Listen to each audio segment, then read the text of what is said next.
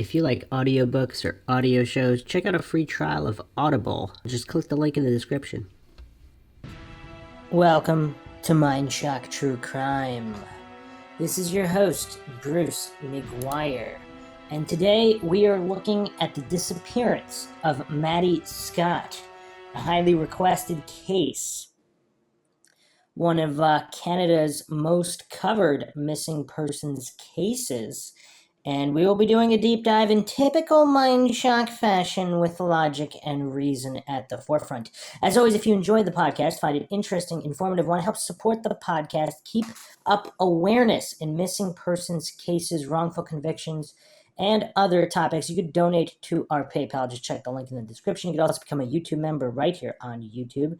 Make sure to subscribe to the channel, hit that bell for notifications. Make sure to engage and like, share, comment repeatedly. Otherwise, you might not get notifications even if you have all that turned on. That's just the way the YouTube algorithm works. You can also check us out on Twitter, Facebook, Reddit, Patreon. Patrons do get priority for case topic, logical analysis, co-podcast request. You could also be a guest in the podcast depending on your tier. Questions, comments, theories, thoughts, suggestions, rebuttals, debunkings of any kind, leave them in the comment section.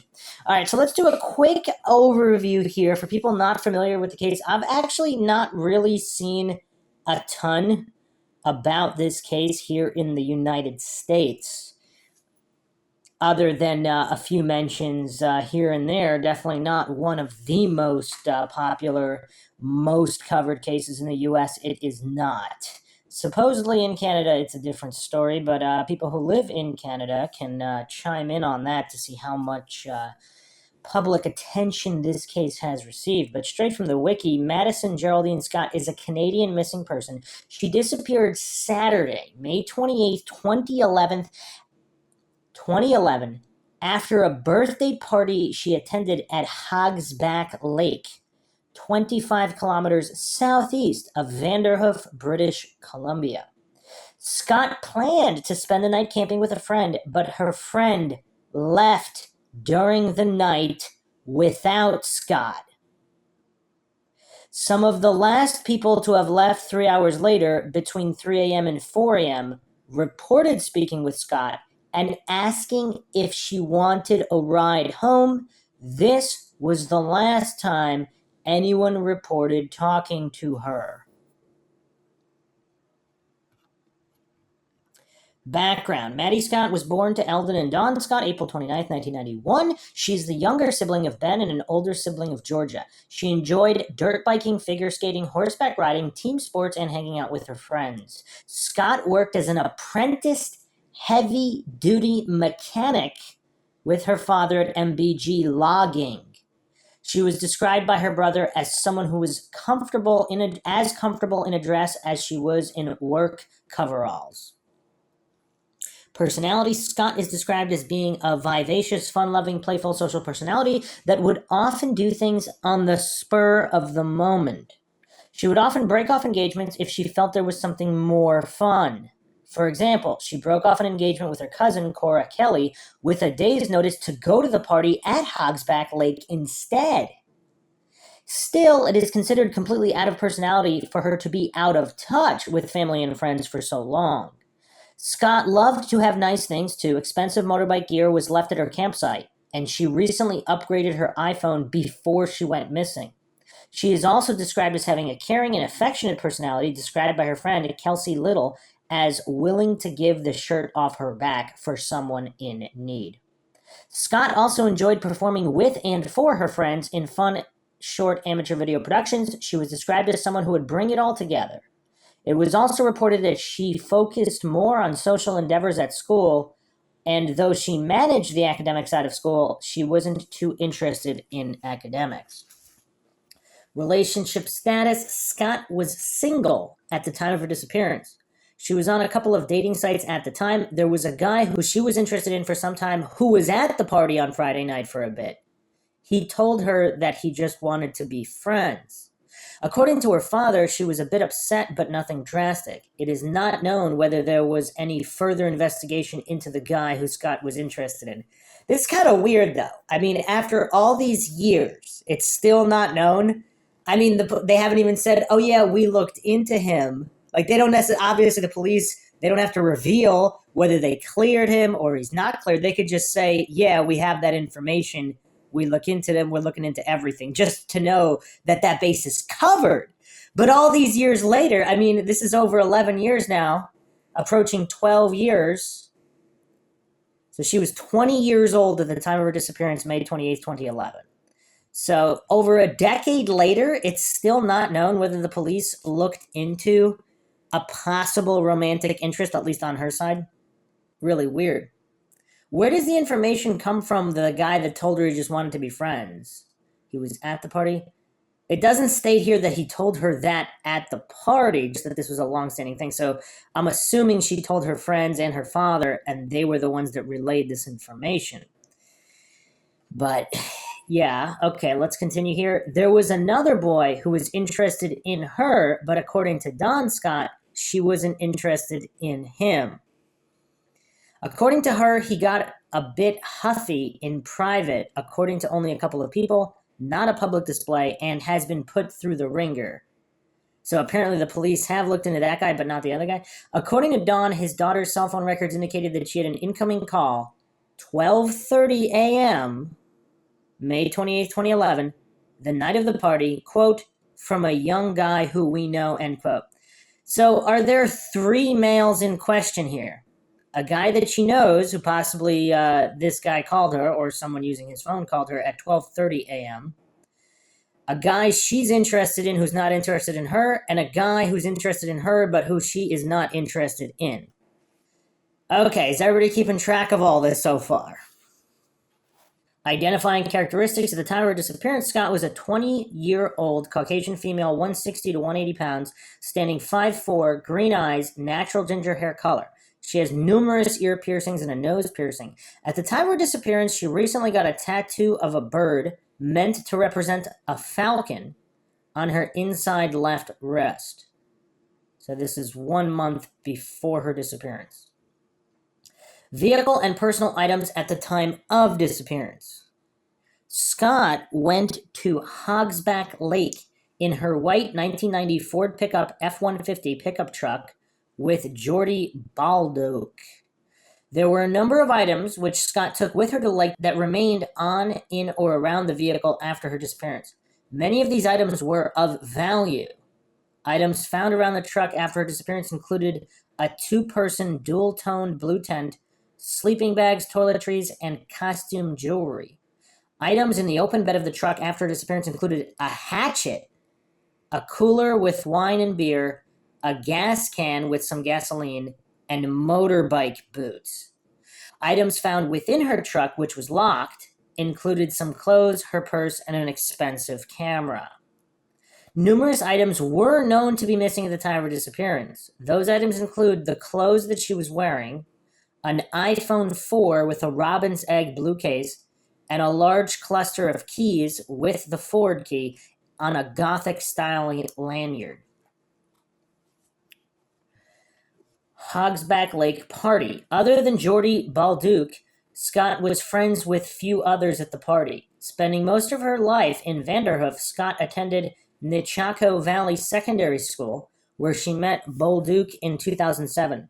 She was new to the school. She and Scott became friends. Soon after she arrived, though, this friendship dwindled by the time they had graduated in 2009.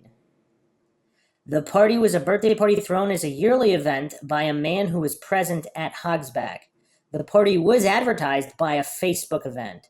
It was reported that there were around 50 people who attended the party, and that's a little bit problematic too. Some people believe it was one of the 50 that harmed her, although that, again, we'll get into different theories and whether it could have been somebody else. But if there was a thorough investigation, which we have no way of knowing how thorough this is, you would think that all 50 would have been looked into carefully.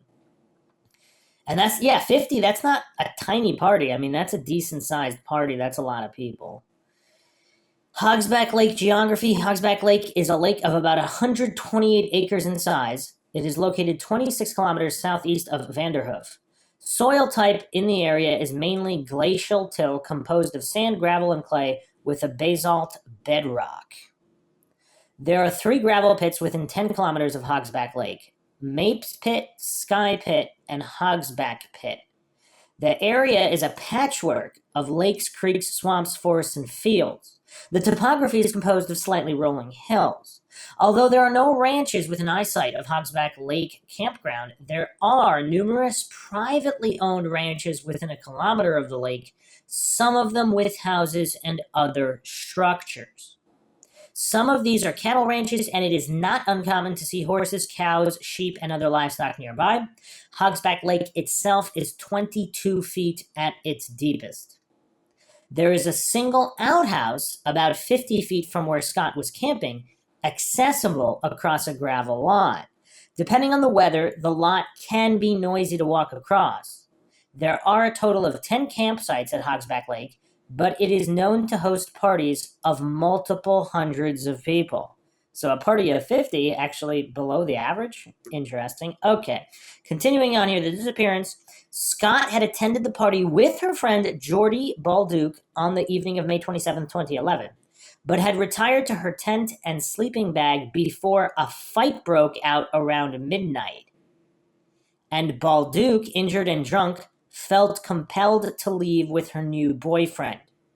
According to Balduke, even though she had tried to convince Scott to leave, Scott was already in her sleeping bag and didn't want to get up. So Balduke left her there. Balduke came back to the campsite with her boyfriend at about 8:30 a.m. the next morning to get Balduke's clothes and sleeping bag before she went on her way to work. Balduke found Scott's tent unzipped, with her sleeping bags and stuff moved to the side. She said that she didn't see Scott and never reported this to anyone, and we'll get into those details in a moment. But just quick overview here. So, this former high school friend, they graduated in 2009, so a couple years later, they're going to a party. Now, also keep in mind, so Scott canceled plans with her cousin to go to this party instead. So this is some highly advertised or whatever, advertised party on Facebook. So I don't know, I'm guessing it was the thing to do that particular night. That was the most exciting maybe in Scott's mind. So she's going with her friend and supposedly does not know other people at the party other than the guy that she was interested in who's not interested in her. And maybe possibly other acquaintances, but supposedly not really. So Jordy Balduke is basically the person she knows the best. Now, again, how often do fights break out at parties at these campgrounds? Again, every place is different. Some areas, fights break out all the time. It's not uncommon. Other areas, it's quite uncommon. So we need a control here. We need to know what the normal is, what the baseline is. Because who is involved in that fight? Balduke supposedly injured and drunk. So was she directly involved in this fight? So it's around midnight. So Scott is already in her sleeping bag. And do we believe this story? Do we even believe this story?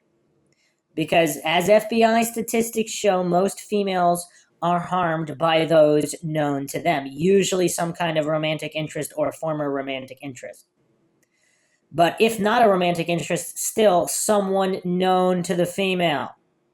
Friend, acquaintance, coworker, whomever, someone known to her, not completely random. Now, of course, that doesn't mean that random abductions and killings don't happen. Obviously, they do, but we can't pretend that statistics aren't real and hallucinate that they have absolutely no part in anything. So we do have to keep that in mind in terms of prioritizing investigative avenues. And I actually will be releasing a comprehensive read-through of the UN's study on homicide around the world. So look out for that. That'll be dropping soon as well, just so people have more background info. Mindshock is quickly becoming a one-stop shop for educational material as well, so be sure to check that out. So continuing on here, cell phone records. Scott and her father were texting at 11:30 p.m. Friday, May 27, 2011. Okay, so allegedly she's going to bed at 12. So she's texting with her father at 11:30. The last activity on her phone was about 12:30 a.m. on Saturday, May 28, 2011, when, according to Dawn, there was an incoming call from a guy we know. Cell phone records were retrieved by RCMP, including tower pings, and they had everything they needed.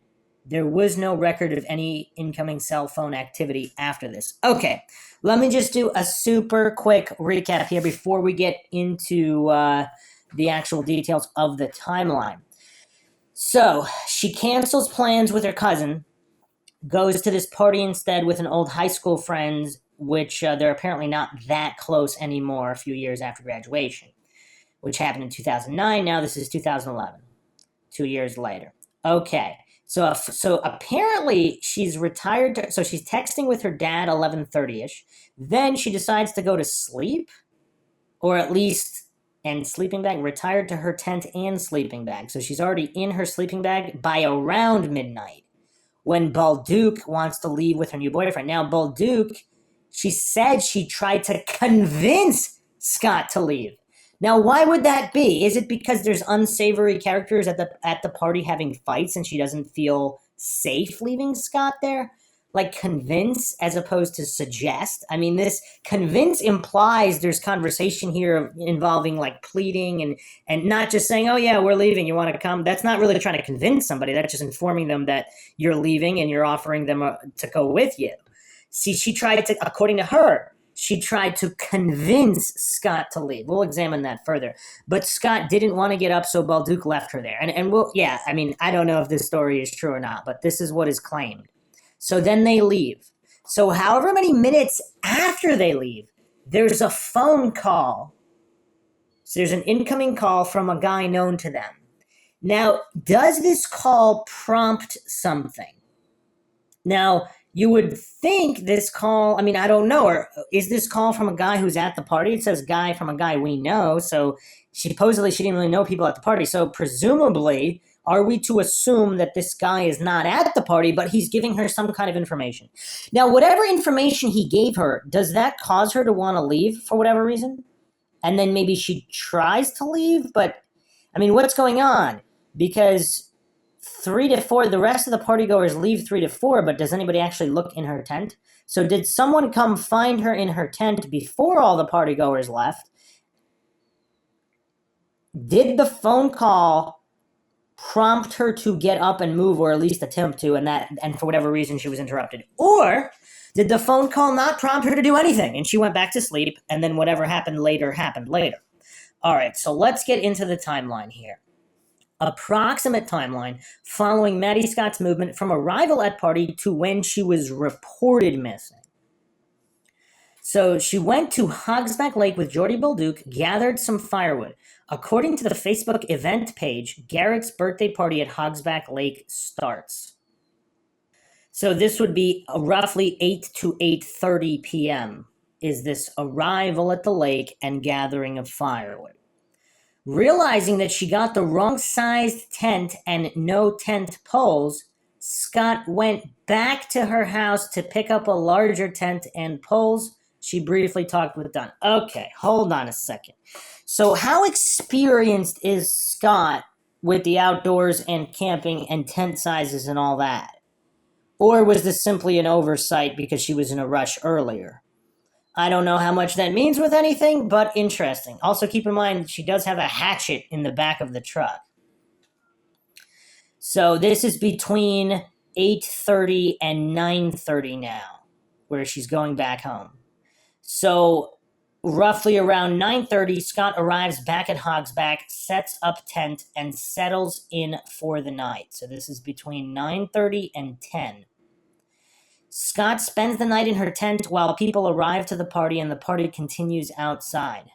So this is between 10 and 10:30. You know what's weird though? Okay, what kind of party is this? Is this a party where people stay in their tents? Because just reading this initially, I was under the impression that there's some kind of mingling, possibly drinking, just socializing outside of tents. Because she's in her tent almost the whole time. She doesn't actually engage. People local to this area or other areas where they're popular partying at campgrounds, because the way that, I mean, I don't know how people do it in British Columbia, Canada, but in the U.S., normally any kind of camping party, people don't really hang out separately in their tents. They're all together, and then when it's time to go to sleep, everybody goes their separate ways to their tents. So the breakdown here is that she spends the night in her tent while people arrive to the party and the party continues outside. So this is between 10 and 10:30 now. So at 11, Scott has a text conversation with her mother. According to witnesses, Scott is still in the tent. So this is between 11 and 12:30. Wow, this is weird. Does anybody else find this weird? So she never actually mingles with anybody? Why did she want to go to this party then? Or is something else going on and she's upset? And that's why she's alone in her tent. Scott receives an incoming call. According to Dawn, the call was from a young guy who we know. This is 12:30-ish. Scott is still in the tent when Balduke asks Scott to leave with her and Balduke's boyfriend. Scott refused to leave with them. Scott stayed in her tent. So according to this timeline breakdown, this would be after or approximately the time of the call. This is between 12:30 and 1:40 a.m. Or does Balduke, drunk and injured, not remember the exact time? And does her boyfriend not remember the exact time? Because is this before or after the call? Scott is still in the tent when some people from the party asked if she wanted to leave with them. People left in groups. Scott stayed in her tent. This is between 1:40 a.m. and 3 a.m. So apparently, I don't know how many people are involved in this, but if multiple people asked if she wanted to leave, so there's visual confirmation that she's in her tent up to 3 a.m. This is what is being alleged in the so-called official timeline here. So Scott, according to the timeline here, Scott goes missing at 3 a.m. So the last time someone saw her was approximately 3 a.m. Nobody saw her after 3 a.m. So 3 a.m. to 8:30 a.m. is the window here. Balduke came back to Hogsback to pick up her sleeping. So she left without her sleeping bag and clothes. Does this imply that she and her boyfriend were just drunk out of her mind, or that there were some possibly shady individuals and they wanted to leave immediately? And that's why they tried to convince Scott to leave. Something doesn't seem right here. Is anybody else getting a weird feeling about all this? There's just something seems off and unusual here. So this is when Balduke discovered Scott's tent unzipped, her sleeping bag pushed to the side. Balduke didn't see Scott. This is at 8:30 a.m. now. The party host reported that he saw Scott's tent when he went to clean up after the party, as was his custom. He saw that her tent was zipped up, but he didn't check it out as he thought she was sleeping. So this is 10:30 a.m. So did Balduke wait a second. So does this mean that Balduke, after not seeing Scott, zipped her tent back up and then left because the party host 2 hours later is saying that her tent was zipped up? Balduke might have more information here. She may have more information. A larger party happens on Saturday night. This party had approximately 150 people in attendance. So, assuming that's the same area, so this would have been that night. So Friday night is this initial party where Scott goes missing 3 a.m.-ish. Now it's Saturday. That Saturday night, there's a much larger party, 150 people as opposed to 50. So Scott is reported missing to the RCMPM shortly after noon on Sunday. Wow. Her parents, understanding her independence but concerned that they hadn't heard from her in almost 2 days, went to go check on her and found her collapsed tent and locked pickup truck abandoned. This is 12:30 p.m. Sunday, May 29th, 2011. They asked a friend who was camping nearby whether they saw Scott or not, and they hadn't. Don called the RCMP soon after arriving at Hogsback and reported the disappearance. So what is Balduke's excuse here? Her friend or whatever, not necessarily close friend, what are we going to call them? They're still friends. They went to the party together. At minimum, acquaintance, former friends, possible acquaintance, anywhere between acquaintance and friend. So she checks out the tent. But Scott's not there. The sleeping bag's pushed to the side. Her clothes are there. Or rather, her stuff, whatever, sleeping bag and stuff is there, pushed to the side, and the truck is there. And yet Scott isn't there. Bolduc doesn't find this suspicious in any way. I mean, maybe she thought she went to the bathroom, that's fine. But then what? There's no calls, no checking in, ever, because her parents are the ones... The parents hadn't heard from her in almost 2 days, so they're the ones that went to check. Bolduc did not inform them, according to this. She didn't inform anybody. Anybody find this behavior strange? Continuing the breakdown here, a second party occurred evening Saturday, May 28, 2011, that was over twice the size of the party where Scott disappeared. Scott's sister was at the second party, but didn't see Scott there, and didn't want to report that she was at the party because she was underage and didn't want to get in trouble. Scott's tent was flattened at the second party, and the person who flattened it was identified and questioned by RCMP, and nothing was reported to the public in regards to suspicious motives. Okay.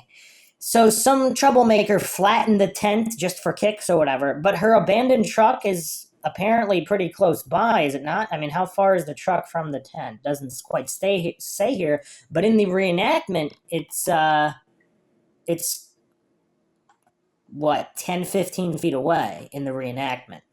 So I'm assuming they got that correct for the reenactment photo here, but who knows? So her sister's at the second party. Nobody's heard from her. I mean, that is kind of weird, though. Like, what is the normal frequency of communication between Maddy and her family and friends? Investigation. The investigation following the Maddy Scott disappearance had used more investigative tools than any other case in BC history. Police stated that they had interviewed all the partygoers who were at the party the night of May 27, 2011, and reported that they had no reason to believe that anyone at the party was responsible for her disappearance. Although that's actually a common thing to say, no reason to believe. In all of these cases of disappearances and murders, police have said that about the guilty parties, so that doesn't really mean anything. The police also reported that everyone was cooperative with taking polygraph tests. Wait a second, they polygraphed 50 people? Wow, if they did, okay, bravo to the police there. Reported everyone was cooperative with taking polygraph, or everyone that they had asked. Did they not ask all 50? Again, the information's not here. Most of the people at the party with 150 people on Saturday night also took the polygraphs. Wow, okay. So most of the 150 people on the following night also took polygraphs. So I'm assuming that means all of the 50 from the Friday night took polygraphs. Jordy Bolduc reported that she took the test numerous times, and that at least one of those times she said they told her she aced it. Okay, there's a lot of problems here. So one of the times she aced it. What about the other times? And this is her from her mouth. So she's stating that they said that she aced it. So one, we don't know if that's true. Two, even if they said that, were they just saying that to trip her up? One thing of note about polygraph tests is that in Canada, the results of polygraph tests are not actually admissible as evidence in criminal court. Well, same in the US. So it leaves the question as to what the RCMP actually used the polygraphs for. It is possible that the tests were used to put pressure on the subjects being questioned as to elicit a confession. Or, I mean, a lot of the times it's just to open up avenues of investigation, because when people are nervous about certain things or certain questions, that's what the police can zero in on and then find actual physical evidence, which of course would be admissible. The police collected and examined all of Scott's belongings from the campsite, including her truck, tent, sleeping bag, and pillow. The police also collected Bolduc's sleeping bag, pillow, and pillowcase. Though Bolduc had collected them on the Saturday morning after the party, Bolduc had washed her pillowcase but not her sleeping bag. The police found blood in Bolduc's sleeping bag, which was determined to be from Bolduc's ankle. She was questioned about this blood, and she was cleared after reporting that it came from when she was on a school trip years before. Wait a second. She hadn't... Wait, what is going on here? She hadn't washed her sleeping bag in years, and the blood is allegedly hers. Now, can they actually verify how old the blood was? I mean, you would think they could get some kind of ballpark, whether the blood is years old or days old. But I mean, it's her own blood, and apparently there was a fight and she was drunk and injured. So even if she was injured and the blood came from that particular fight, also she seemed uninterested in washing the sleeping bag. So was she not involved in anything that happened to Maddy, therefore not desperate to wash any materials? Although apparently she washed her pillowcase. Huh. Unless that's her only pillowcase and she needs it to sleep every night, then that wouldn't be shady. But if that's only her pillowcase for camping and she didn't wash the sleeping bag, I mean, I don't know. What does everybody make of this? Let's continue here. The Scott family also hired a PI who did their own interview with Jordy Bolduc. They reported back to the Scotts that Bolduc kept asking to have her favorite pillow back. Okay. But who has the pillow? Doesn't the police have the pillow? Why is she asking the PI? Unless... What? That doesn't make any sense. Okay, Sergeant Floyd of the RCMP reported, quote, "We haven't identified anyone that would have a grudge or any reason to harm or cause Madison's disappearance," end quote. RCMP reported that there was no sign of a struggle. RCMP believed that foul play is involved. So even though there's no sign of a struggle, they still believe that foul play was involved. Interesting. Search effort. The area around Hogsback Lake has been searched extensively, including the lake, creeks, fields, swamps, and forests surrounding the lake. Hogsback Lake is a lake of about 128 acres in size and 22 feet at its deepest with clear water, over 10 feet of visibility. The area has been searched by foot, quad, horseback, helicopter using forward-looking infrared, divers, cadaver dogs, boat, car, and truck. There was a particularly extensive search effort in the initial days of the disappearance, with search crews walking in extended lines hand in hand, checking in at 10 p.m., cadaver dogs searching, and dive teams scouring the lake. The helicopter search, including the use of forward-looking infrared in the early morning hours as the ground was cool and body heat would stand out. The helicopter search covered an area east to west between Isle Pierre and Fraser Lake and north to south between Fort St. James and south of Sincoot Mountain, Finger Lake, Paddock Lake, totaling an area of approximately 2,788 square kilometers, 50 by 71 kilometer ellipse. That's a decent-sized search. The boat search included the use of side-scanning sonar. I mean, yeah, it looks like this was a very extensive search here. An awareness effort has been organized by Maddy Scott's family and friends involving the mass distribution of posters, bumper stickers, pens, and signs. The awareness campaign seeks to distribute information about who Scott is, the fact that she is missing, and whom to contact if you have any information. Currently, there is an advertised $100,000 reward for anyone sharing information leading to the arrest of whoever took Scott. The family and friends of Scott have put on a yearly poker ride to raise awareness, which has been a flagship event in an effort to keep awareness fresh in the public mind. There are also a series of documentaries, including an episode of 48 Hours, almost exclusively devoted to Maddy Scott, a documentary film produced by Scottish director Stephen F. Scowler, blogs, video blogs, and a Crime Stoppers video about her disappearance. Theories. Numerous theories exist as to what happened to Scott. Judging from her personality described by friends and family and how she lived with her parents and often checked in, it is highly unlikely that she ran away. Also, since there was no evidence of anything that would cause her to leave the campsite on her own, such as a flat tire, police consider it unlikely that she left on her own.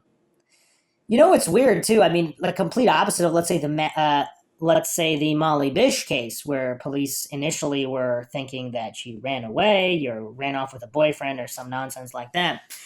Yeah, just crazy stuff. But here, even though there were no signs of a struggle, I mean, there's a little bit of common sense where, I mean, also, you know what's really weird about a lot of these incompetent and or corrupt police departments throughout history? Even if there's no actual evidence, even if you think they are a runaway, I mean, in the off chance that they're not, are you going to really wait until there's no chance to find them or they're dead? I mean, why not do a real investigation just in the off chance that they didn't leave of their own volition? I mean, it's not, their parents are taxpayers extorted for how much money over the course of a lifetime?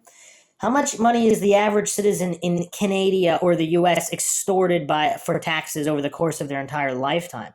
So add that up for her parents. I mean, you would think that there could be a justified response.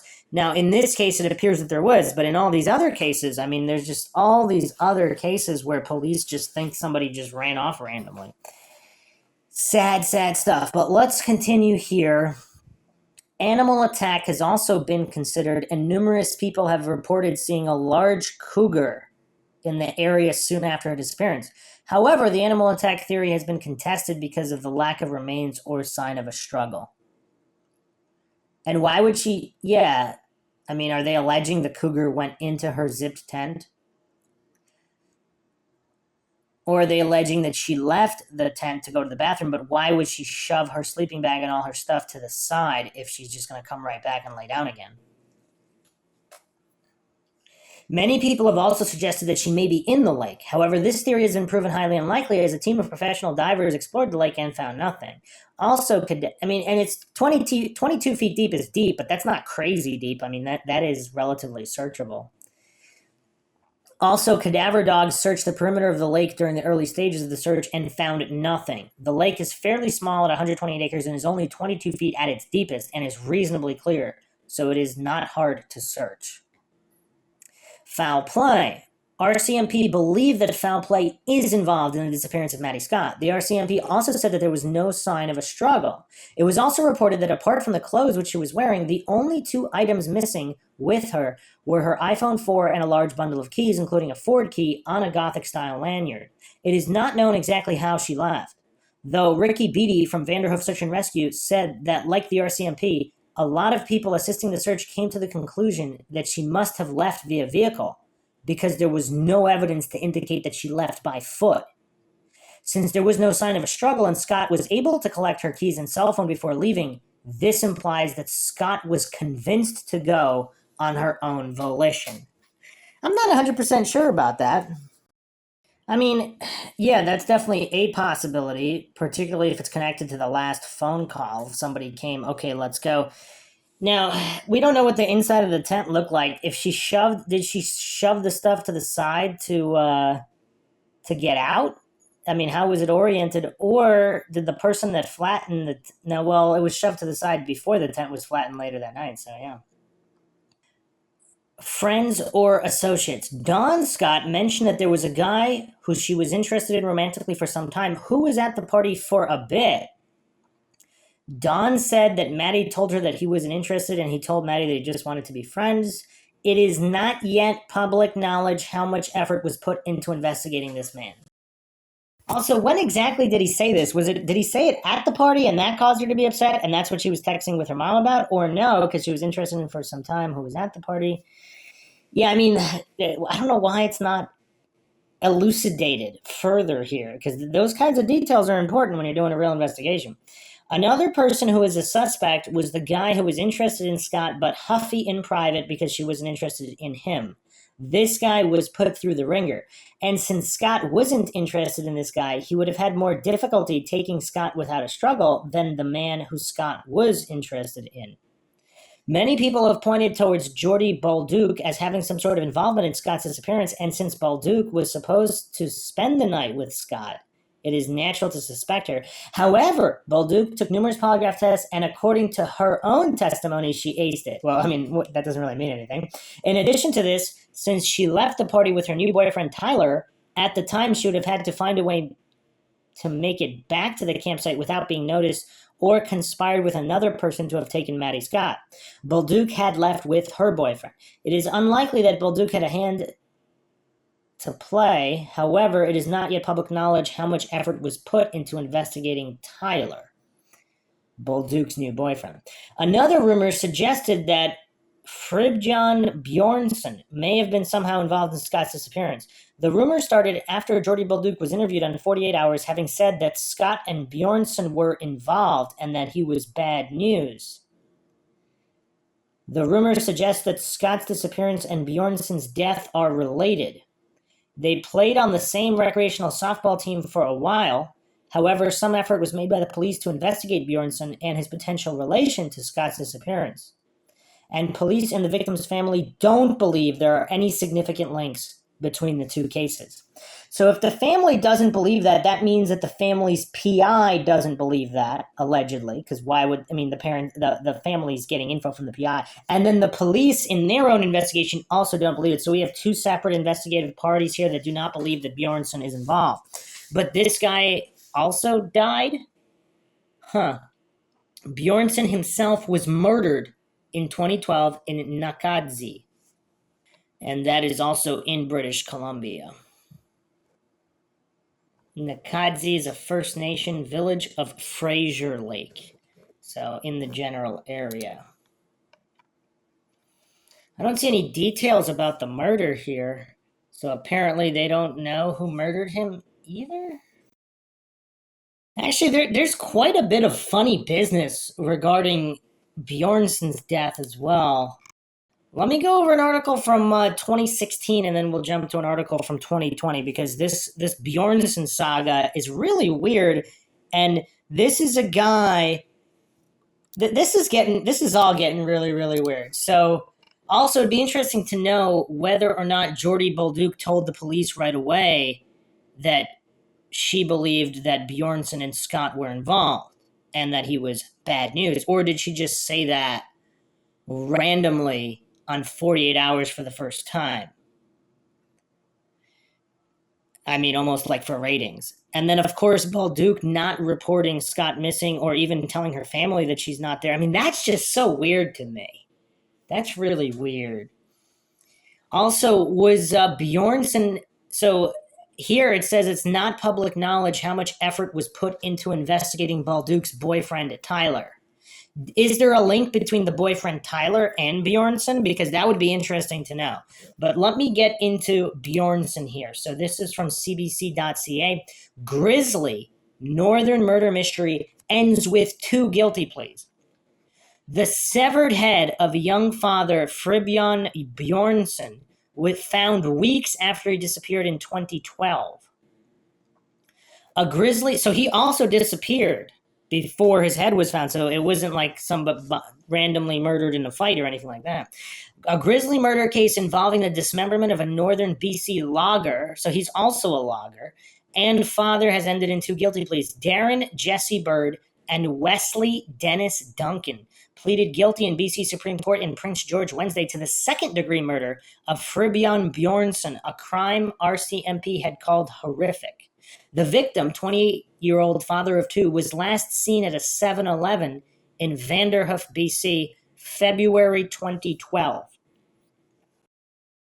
So Scott goes missing May 28th, and then not even a year later, Bjornsson goes missing, who apparently played softball with Scott and possibly had some kind of involvement in a relationship with Scott, at least according to one individual.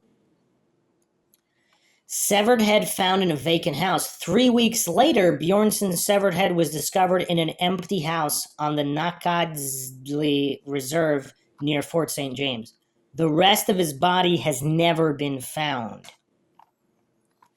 How often does someone go missing within a year, the alleged romantic involvement, or at minimum, someone known to her playing on the same softball league in the same town, goes missing and is found beheaded, and the rest of the body is never found? I mean, I'd like to know the statistics on that, because, yeah, it's tough. This is all coincidence? I mean, that's kind of tough. If he's heavy into criminal involvement, if he's bad news, so to speak, and heavy into criminal involvement, then maybe there is no link. But yeah, this is weird. It's hard to pretend to know that there's no link. 4 years ago, Bjornsson's parents issued an appeal for hunters and people in the backcountry to keep an eye out for any signs of their son. Please help me find my baby, bring my son home, said Eileen Bjornsson in 2012. What happened to Bjornsson has always been a mystery. In 2012, Bjornsson's parents told CBC their son struggled with a cocaine addiction. Killers known to the police. The truth may finally be revealed when the men who pled guilty to Bjornsson's murder return to court for sentencing. Both men are known to police. Duncan had previous convictions for impaired driving, theft, and assault. Bird had been convicted of possession of stolen property and theft. Bird was one of the 3 men charged but later acquitted after a 2008 gunfight in which 40 shots were fired in broad daylight on a downtown street corner in Prince George. Whoa. Okay. A man and woman are still facing charges including indignity to human remains and accessory after the fact in the Bjornsson murder case. So how many people are involved? It would also be curious if any of these people have any connections to this Tyler boyfriend guy. It haunts me. We never let it rest. Bjornsson's father, Fred Bjornsson, told CBC in 2012, there's never been a day with any happiness since. Every day, every morning, you wake up with it. You live with it all day long. It haunts you in the middle of the night. It's constant. It's hard. And an update, there's actually another update here in 2013, November 18th, 2013, 4 charged in grisly northern BC beheading. Fribion Bjornsson's decapitated head was found in an abandoned house near Fort St. James. 2 years after the decapitated head of a Vanderhoof man was found in an abandoned house in northern BC, 4 people have been charged in connection with his death. Fribion Bjornsson, 28, was last seen at a convenience store in Vanderhoof in January 2012. They don't even put the date, like what day in January. 3 weeks later, his severed head was found 60 kilometers away in a vacant house on the Naka-Azli Reserve near Fort St. James. The rest of his body is never found. So on Monday morning, RCMP Constable Lily Smith confirmed 3 men and a woman were charged over the weekend. Wesley Duncan, 27, second-degree murder. Jesse Bird, 31, charged with accessory after the fact and indignity to human remains. James Charlie, 23, is charged with indignity to human remains. Teresa Charlie, 21, is charged with accessory after the fact. All 4 are appearing in court Monday. Smith says more people could be charged. Wow. Bjornsson's father said residents told him they were afraid of going to authorities with information because of retaliation. So apparently there's a whole lot of people involved. This is crazy. Huh. This is really weird. All right, so here's another issue here. So cbc.ca. New trial ordered in the brutal 2012 death of Fribion Bjornsson in northern BC. January 30th, 2020. First-degree murder conviction of 1 man set aside. A new trial has been ordered for one of the men convicted in the grisly slaying of Fribion Bjornsson, a 28-year-old logger and father, near Fort St. James, BC in 2012. James David Jr. Charlie was convicted of first-degree murder by a jury in 2017. Charlie also pled guilty to offering indignities to a dead body or human remains. Now the Court of Appeal for British Columbia has ruled that the trial judge in Charles' trial gave incorrect and incomplete information in response to a juror's question. New trial. As a result, the Court of Appeal set aside the conviction and ruled a new trial is required. This conclusion is a burden, particularly for the friends and family of Mr. Bjornsson, wrote the Honorable Madam Justice Saunders in her reasons for judgment. Saunders called the circumstances of Bjorn's death brutal. In the 2017 trial, the Crown argued Charlie was one of several people who assaulted Bjornsson in the basement of a home, quote, over a prolonged period of time, end quote. So he was kept alive and tortured? The Crown also contended Charlie provided a cord or wire to another man knowing it would be used to strangle Bjornsson. Finally, the Crown maintained Charlie helped move the victim's body to Stewart Lake, cover it with snow, and then move it to another location where indignities were committed. Their trial heard evidence that Bjornsson's severed head was discovered in an empty house on the Naka-Azli Reserve near Fort St. James. The rest of his body has never been found. That's kind of weird, though, because, like, where's the rest of the body? Didn't they confess to all this, and yet they didn't say where the body was?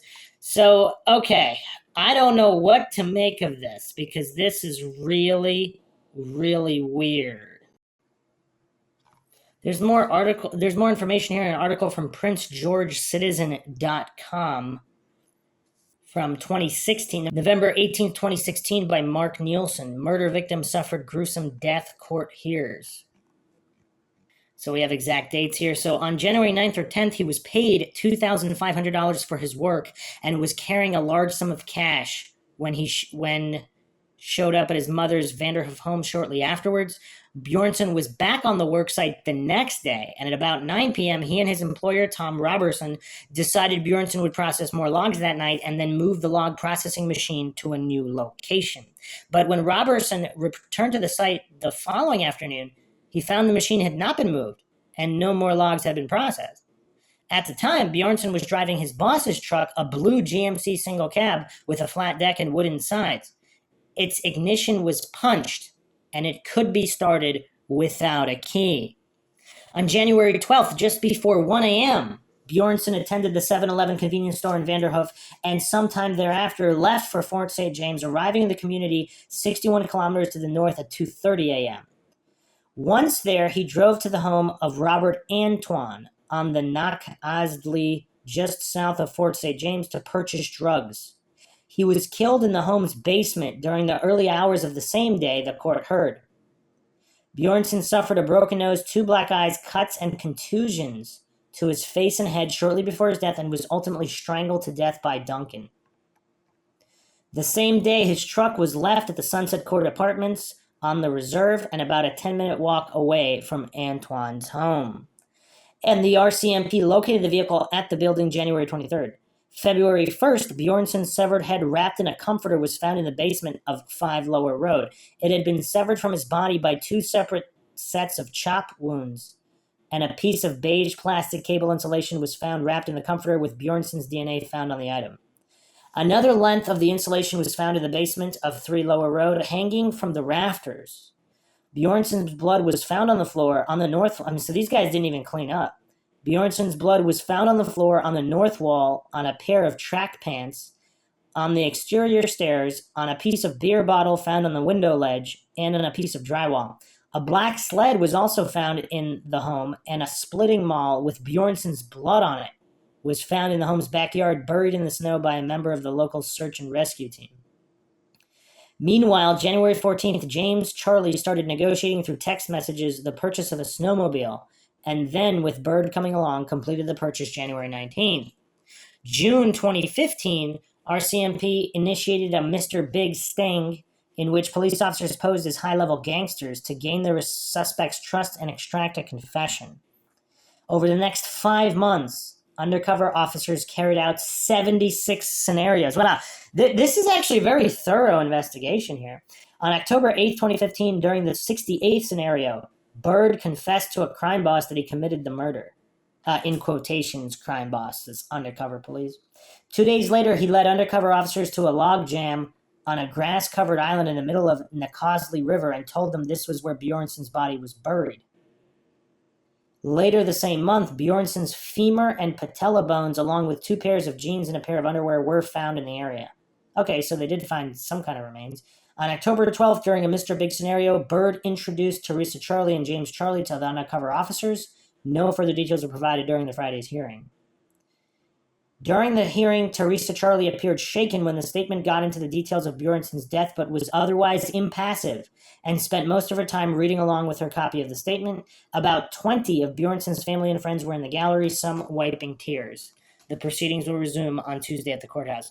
Okay, wow. So it seems like this is kind of solved. I mean, these people admitted it. They led to the remains. They didn't even clean up their home where all the blood was. So yeah, the question is there some kind of relation, or is he just buying drugs at this random place? And why would they? I mean, if they're all crazy and hopped up on drugs too, I mean, I guess you don't really need a reason to kill somebody or just to rob him because he had a lot of cash on him. But back to Maddie Scott here, back to the different theories. Stranger. It has been proposed that a stranger who wasn't at the party may have taken Scott. Considering the remoteness of Hogsback Lake and the timing of Scott's disappearance, this theory is less likely than if the abductor was at the party, even if they came back later. Jordy Balduke did a report that there were some people who arrived later in the party that she didn't know.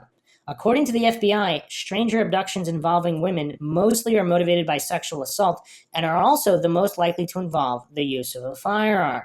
However, since Scott was allowed to take her keys and her cell phone, it is not likely she was taken at gunpoint. It is more likely she left willingly. Although, if who's ever taking her wants to make it appear this way, again, we don't know their intelligence level. You can't just assume everybody's stupid.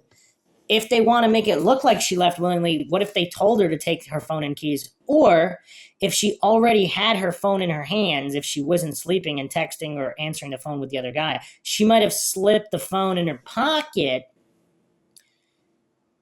We don't really know what she was wearing. I mean, the clothes that she was wearing are missing. Is she already wearing her bedtime clothes? In which case, yeah, why would her keys be in those? Unless she grabbed the keys and phone as she was walking out. Speaking of keys, moving on to the Israel Keys theory. If you haven't checked out the Israel Keys podcast on Mindshock, we do an extensive deep dive into notorious killer Israel Keys. There's a theory here. Israel Keys has been proposed as having a role in Scott's disappearance. However, Keys' MO usually included theft from his victims. Nothing was known to be stolen from Scott's campsite. There were multiple items of value left behind in plain sight at Scott's campsite, including a purse, camera, gasoline, expensive motorbike equipment, and liquor. This is contrary to Keyes' MO of stealing from his victims. Also, it's kind of weird. So, items of value left behind in plain sight, that includes her purse and her camera and expensive motorbike equipment. Huh. So none of the other partygoers at either party stole that stuff? So these are these relatively law-abiding partygoers? I mean, I don't know what to think about that. I mean, I guess if they assume someone is in the tent near, I don't know. But then in the next party, they trampled the tent. So, but they didn't take anything. This is kind of rough. Nobody swiped that purse while they were trampling the tent. Hogsback Lake is a straight 33-hour drive from Anchorage, Alaska, where Keyes lived, and in a different country, making travel quite inconvenient for Keyes. I mean, back in 2011, how hard was it to just travel from Alaska to Canada? I mean, I would assume a lot of people make that drive. However, a few days after Scott's disappearance on June 2nd, 2011, Keyes was known to have flown from Alaska to Chicago, rented a car, and drove almost 1,000 miles to Vermont with the intent of committing murder. And even without a specific victim in mind, Keyes ended up committing the double homicide of Bill and Lorraine Currier, whose bodies haven't been found. Keyes was known to be an opportunist, choosing some victims as they happened to be in a location chosen by Keyes in advance. Choosing some victims by how unlikely they would be linked to him, and still choosing other victims based upon how easy it seemed their bodies would be to carry. Keyes said on tape, quote, "I would let my victims come to me in some remote location," end quote. Keyes' last known victim, Samantha Koenig, was taken at gunpoint from behind a store counter at a coffee shop in Anchorage where Keyes lived. In March 2012, this is contrary to his claim that he would let his victims come to him in remote areas. Yeah, I don't know why so many people hang on Keyes' every word. I mean, these people are psychotic liars, or maybe they believe they're telling the truth, but they're totally insane, so they're not. So, yeah, it's really weird to hang on every word of serial killers. Moving on to the next theory, Highway of Tears. Some have suggested that Scott went missing as... also, is Keyes known to snatch people in the middle of, like, a party? Or some kind of party situation? I mean, obviously there could be many more victims that are not known about regarding Keyes, so there's that problem, but... Highway of Tears. Some have suggested that Scott went missing as part of the Highway of Tears cases. However, for unknown reasons, the family has fought hard to keep her name off the list. At least 2 disappearances along the Highway of Tears corridor had similar circumstances, in that the woman disappeared and items of value were left behind or had similar characteristics. These women were Bonnie Marie Joseph and Anita Florence Thorne. Joseph's wallet was found with an uncashed check near a lake near Fraser Lake.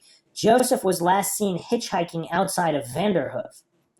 I mean, those are still similar scenarios, not exactly.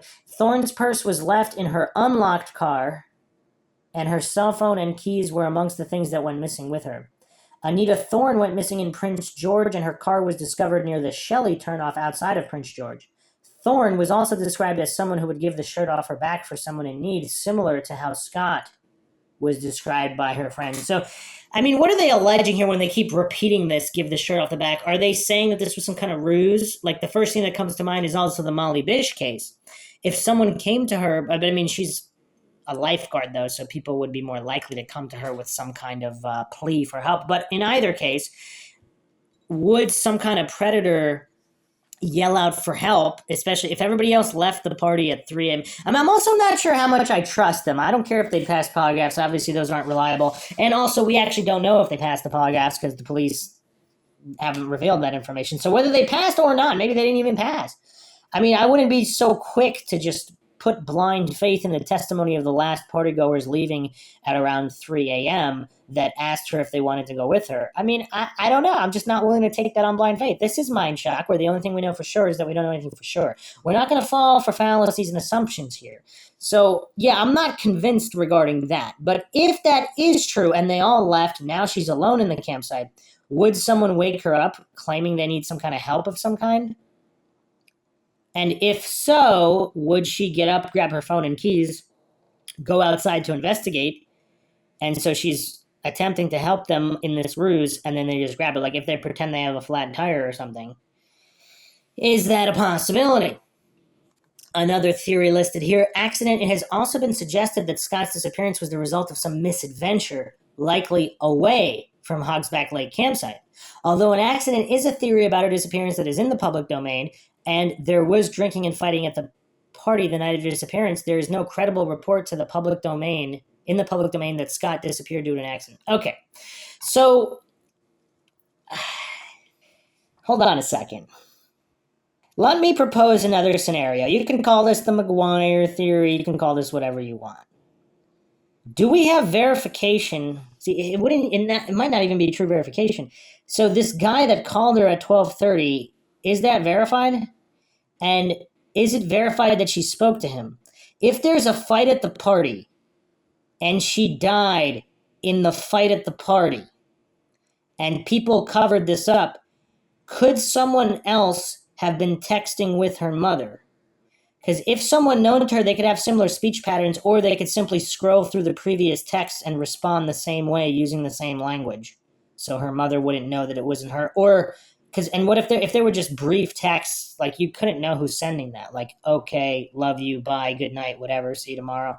Like, if these are quick little, texts, would anybody know?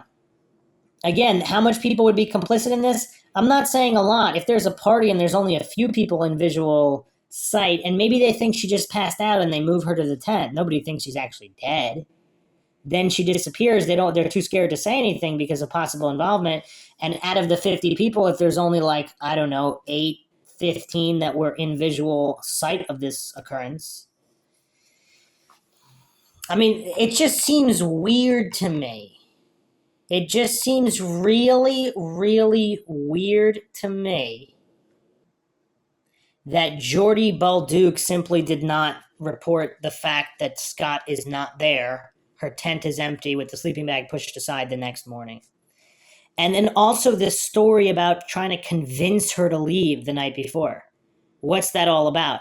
See, if Maddy is not injured in any particular way, wouldn't she go with her, especially if she doesn't know anybody else at the party? Then again, the guy that she's interested in who's not interested in her is at the party? Is that why she wants to stay? Would that guy, either under the influence of others or of his own volition, ask Maddy to come out of the tent and go somewhere with him? And that's what happened. Supposedly he was only at the party briefly, so did he leave before all of this went down anyway? Again, there's so many different variables here, because if he already left prior, then could just be a red herring, whatever. But if he didn't leave, or he could have also came back. There's so many theoretical possibilities here, and without the police really releasing more information, how can this be solved? In another article here on PrinceGeorgeCitizen.com, it states, Okay, there's a few other statements here. Madison Scott disappearance remains unsolved. So this is by Citizen Staff, May 25th, 2018. The night before, a Friday, she had driven there in her white 1990 Ford F-150 pickup truck, pitched her tent, and camped there with a group of new friends from Vanderhoof. They had gathered to celebrate her birthday. So whenever I look at any case, like first you gotta look what's out of the ordinary. So she has a new group of friends. How trustworthy are these friends? Does this involve Bjornsson? Her old friend from high school, who she apparently is not good friends with anymore. But apparently, I mean, I would also like to know what prompted Jordy Bolduc to go to this party. Is she friends with the new friends? Is she the link there, or is she not? And she just went with Maddy and her new boyfriend, or is Bolduc's new boyfriend part of the new friends? Are these new friends into drugs or possibly shady business? What was the nature of the fight that broke out? Has anybody clarified that? Was the fight between Bolduc and her new boy? Is her and her new boyfriend not associated with the new friends? And they got into a fight with the new friends. Now they want to leave. Maddy is technically with them, and she refused to leave. I mean, it also seems if it was that grave of a situation, they wouldn't have let her stay, right? I mean, unless they were so under the influence that they could. Yeah, I mean, Bolduc, by her own admission, supposedly was drunk and injured. So, yeah, I guess if they were that wasted, even if it was a serious situation, they wouldn't necessarily have forced Maddy to leave with them, but if they felt it was unsafe. So the nature of these relationships, I believe, like, this might be the critical factor here. What is the nature of the relationship with this new group of friends, with Bolduc and her new boyfriend? Is he associated with those friends? Is he part of those new friends, or is he not? So also in this article, it states around 4 a.m. the next morning, everyone left but her. So why would it? So did she So she initially planned to camp there overnight with Bolduc, but no one else. I mean, this is kind of weird. So on these parties, it's not typical to camp there overnight, or is it because people are drunk and they shouldn't be driving? I mean, what is the norm? We need baselines and we need controls. What are the normal scenarios, and how far is this scenario out of the norm? And was she incapacitated in some way at the party? Did someone use her phone to text and receive that phone call from the other guy? In which case, whatever happened to her might have happened earlier, because if these new group of friends are not trustworthy, their statements about Maddy being fine or asleep in the tent and not wanting a ride home, they mean nothing, because something could have happened to her prior. Again, stranger abduction and murder, pretty rare, but again, the Highway of Tears cases are right there in that area. So we can't dismiss that outright, of course, either, but the focus should obviously be on the last people seen with her at that party. So a few more interesting notes here on the Unresolved Mysteries subreddit. Oxiranio BX posted this. Of all of the unsolved disappearances, this one really wrenches me. I don't know if it's because her personality really shines out in the videos, she seems absolutely nice and sweet, or the fact that it's so haunting with no known to us, the public, leads. Perhaps all.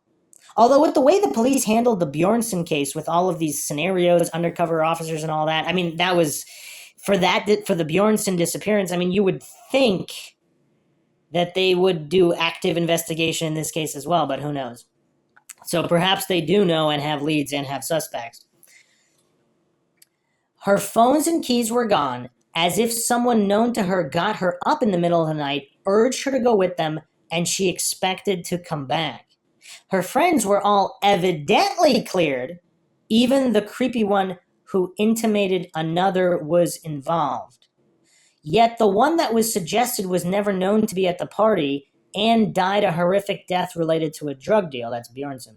Her tent was down by the night of the second party, but no one knows or has said when the tent was pulled down or by whom. Apparently, in the previous article, the police did state that they questioned that person and he wasn't responsible. So, because if it was just some drunk loon, I mean, if it was someone responsible for her death, why would they be putting, putting themselves close to the tent again, et cetera, et cetera. Why would they even be at that second party? I mean, who knows? But her truck and all of her belongings were there except for her keys and phone. She was evidently upset that night and turned in earlier than the first party ended.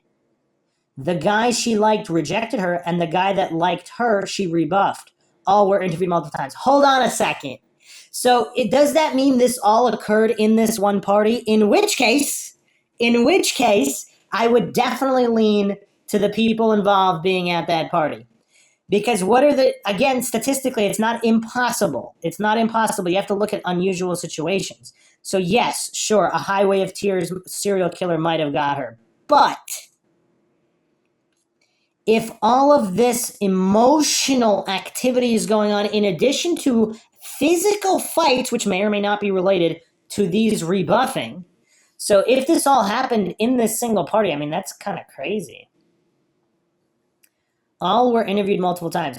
If it was a stranger, why did she not scream and fight? There was no sign of a struggle, no blood, nothing. She was not a weak, small girl, hardly. She worked in the family lumber business. If it was a stranger, why take her phone and keys? The keys would be useless to a kidnapper, assuming they had a vehicle, and a phone may be tracked. She was not, this is 2011, by the way, so this is not, much earlier before it was known that phones were tracked. She was not far from the Trail of Tears highway, but the RCMP have stated that her disappearance was not connected to the trail. Okay, does that imply they know something about these individuals close to her? Does that imply they gleaned some information from all these polygraphs? The vast majority of those cases appear to be crimes of opportunity, girls and women hitchhiking and or involved in high-risk lifestyles. Israel Keys, the sadistic serial killer, could have been in the area, but the chance of him finding her in a remote campsite in early hours of that morning are astronomical, and there is no evidence he was in the area at the time. We'll never know, as he committed suicide, allegedly. They searched the lake thoroughly with side scan radar and visually. It's a crystal clear, cold, relatively shallow lake. There were no signs of blood or struggle, as if a wild animal dragged her away, and why would her keys and phone be taken? A thorough search of the immediate area uncovered no evidence of a deadly animal being the cause. I keep coming back to killer or killers known to her. She went somewhat willingly, grabbed her keys and phone, expecting to return and put up no struggle. The area is completely remote. If someone wants to dump a body with little to no chance of discovery, this is the place. Everyone who lives there knows that and likely knows hidden places. She partied, but she did not live a high-risk lifestyle, i.e. dealing drugs or prostitution. Her disappearance is heart-wrenching. Someone local or some local people know what happened, where she is, and they are not talking. The RCMP probably knows more than they can say, but not enough to bring charges. Her family lives in anguish. If the unresolved mysteries genie appeared to me and gave me one solve wish, this would be it. Some because it's a maddening case, but mostly to bring peace and closure to the family. Yeah, I mean, there's three major issues here. One, the fight. Two, the rebuffing, one done by the guy that she liked, one done by her to the other guy she didn't like. So this all occurred at the same time. And so are the text messages, if this occurred at the party, that means the text messages to her mother and or father would have included that information. Although it's still not clear exactly, but if that really happened at the time. And then also her so-called friend not reporting it when she's not there in the morning. I mean, it's hard to get around that one. Another post here. It's so sad. I do believe her friend knows something more than she is saying. It's so sad because it seemed like Maddy was just a dream kid, perfect in every way. She just seemed so genuinely sweet and bright. Another response here. Her friend seemed quite damaged by it all. Obviously, it was a drunken night. She got burned. So, does that mean by fire or some other way? Her friend wouldn't come home and she left her. They all took days to clue in on this. She seems to be shattered. So her one friend was totally heartbroken. I'm probably reading more into the drunk friend because of some comments I read. Okay. Another astute post here by Birder1006. This case has stuck with me since I first saw it on Dateline. I'm always checking to see if there's any new information. I think the whole camping thing reminds me of my daughter and her friends always doing this, but they don't ever leave or leave anyone behind. They all stay together and leave together. A matter of fact, each of them would be terrified to stay alone in a tent in the dark woods overnight. Never happened. So I find it hard to believe she would stay there overnight. Never happened. So I find it hard to believe she would stay there alone. Somebody from that party knows what happened. I've always thought that. Her friend I've always suspected is knowing something and afraid to tell. My heart breaks for her mother. She's an amazing person. I have so much respect for her as a mother. She never quit looking and advocating for her daughter. I pray she gets the answers to what happened to Madison. Okay, so if this friend is afraid of some kind of drug dealers, connections to drug dealers, possibly some kind of Bjornsson angle, did she only mention Bjornsson after he already went missing and not before because she was afraid of him? All right, so a little bit more info here by AR1991XX on the Without a Trace subreddit. Madison Scott theories. I am curious what people think are reasonable possibilities for Madison Scott's disappearance in Canada. The only theories I keep seeing just seem so ridiculous to me. The backstory is essentially a group of recent high school graduate, early 20-aged kids were drinking out at a fire at a lake campsite for a birthday party. Maddy and her friend Jordy had set up a tent and were planning to camp out for the night. So apparently was it only them that were planning to camp out because everybody else was going to leave? Maddy and her friend Jordy, were planning to camp out for the night. However, Jordy apparently changed her mind at about 1 a.m., which she attributes to being really drunk, and a fight broke out to which she got pushed or fell into the fire. Thus, she left with her boyfriend. They asked Maddy if she wanted to leave with them, but she would not. The other thing I keep coming back to, was Maddy involved in the fight? There were other people still at the party, but eventually everyone left by 3 a.m., leaving Maddy there alone. At some time between 8:30 and 10 a.m., Jordy came back to get her stuff before work and saw Maddy's truck still there. And the tent still set up with the tent door wide open. Okay, so the door's wide open. But the other guy that was doing cleanup said it was closed. Maddy was nowhere around, but Jordy was apparently not concerned about this, although it is unclear where she thought Maddy was. Jordy didn't raise any alarm, and neither did anyone else who showed up within the next few hours to clean up from the prior night. It wasn't until Sunday, when Maddy's parents became concerned that she was not back yet, that they called Jordy's parents, who indicated that she had been back since the prior night.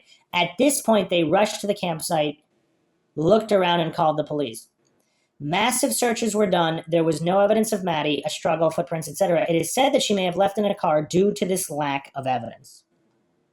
A lot of people seem to accuse Jordy, which I just find bewildering. Obviously, it was not the best decision to leave Maddy there. But she is a young 20-year-old girl with a brand new boyfriend, and it is to be expected that she would be a bit self-centered and naive, not to be considering the consequences, not to mention she was drunk. No, I actually, yeah, if she was drunk, that's not the weird thing to me. The weird thing to me is that she didn't mention anything the next day when she comes back, supposedly not drunk at that particular moment, and just never tells anybody. Maddy's parents had to call her parents to find out that Jordy had gotten home and nobody knew where Maddy was. So that's what's suspicious, not necessarily that she didn't force Maddy to leave with her. But again, it all depends on the situation that happened and the details of the fight. I think she clearly has a lot of guilt, and that is evident in her interviews, which people like to claim is her being somehow involved. I just see no sound reasoning for how or why Jordy would be involved in Maddy's disappearance. None at all. I mean, people say the same thing about a lot of individuals that were close to kidnapped and murdered individuals. I'm not saying that's the case here, just keeping that in mind. Everyone has been polygraphed that was at the party that night, so it seems pretty unlikely that anyone there was involved. Now, how would this person know this? Because police haven't revealed that information. Just because people are polygraphed, that doesn't mean that, one, the result was accurate, or two, that the police have revealed the result, or three, even if the police have stated a certain result was something, that doesn't mean it actually was. So, a lot of issues here. However, everything of Maddy's was left in the car or tent at the campsite, aside from her clothes she was wearing, along with her cell phone and keys, which have never been found. I mean, in fact, is it more suspicious that people at the party might have been involved because none of her stuff got stolen? Because if they weren't involved, maybe they would steal something, right? Because they wouldn't be afraid of it being found with them. I mean, just thinking out loud there. I'm not, obviously that's not necessarily true. Just a thought. People suggested that she had to willingly go with someone, otherwise she would not be allowed to take her Key's phone. I think there is some potential truth to this, but the only ideas that make sense to me are: number one, I think she either had to leave willingly with someone she knew, or potentially met in the morning that was camping nearby, or came to fish or hunt, or any number of possibilities, as this would explain the phone and keys. However, I find it suspicious that she told Jordy she wouldn't leave, partly because she didn't want to leave her stuff unattended. So either she was just making an excuse and didn't really care about that, or whoever this person was that she liked or was attracted to enough to outweigh those concerns. Or again, we're just taking Jordy's word for this on what exactly was said. Or if Jordy even asked her to go with her. Number two, the other possibility is that she was forced at gunpoint or some other duress to leave with someone that's likely a stranger. The Keys phone issue could be made sense out of if you think that maybe this is in the AM when she is up and getting ready to head out. Maybe she got up to go sit by the lake, go to the bathroom or something like that, and thus had her phone in her pocket and keys on neck. They were on a lanyard when she was approached by someone. That's an interesting theory. It seems that one of these possibilities would have to be the case since she was about 170 pounds, and it is unlikely that a man could come in and overpower her or carry her to some isolated location or even into a car close by. I mean, it depends on the guy. If we're talking like, giant lumberjack people here, I mean, 170 pounds is not that outlandish.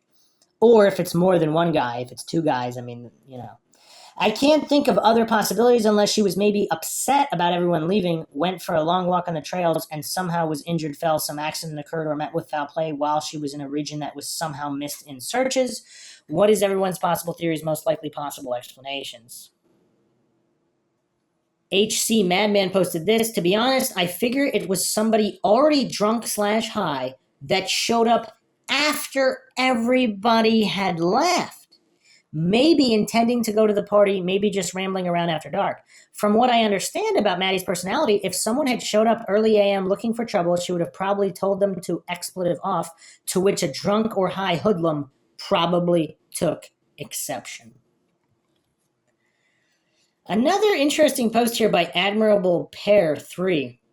So I completely agree with the first theory because in the case files, there are specific details that say the only evidence of disturbance is all the belongings and items in the tent were pushed to the sides, leaving a clearing of just the tent tarp in the middle.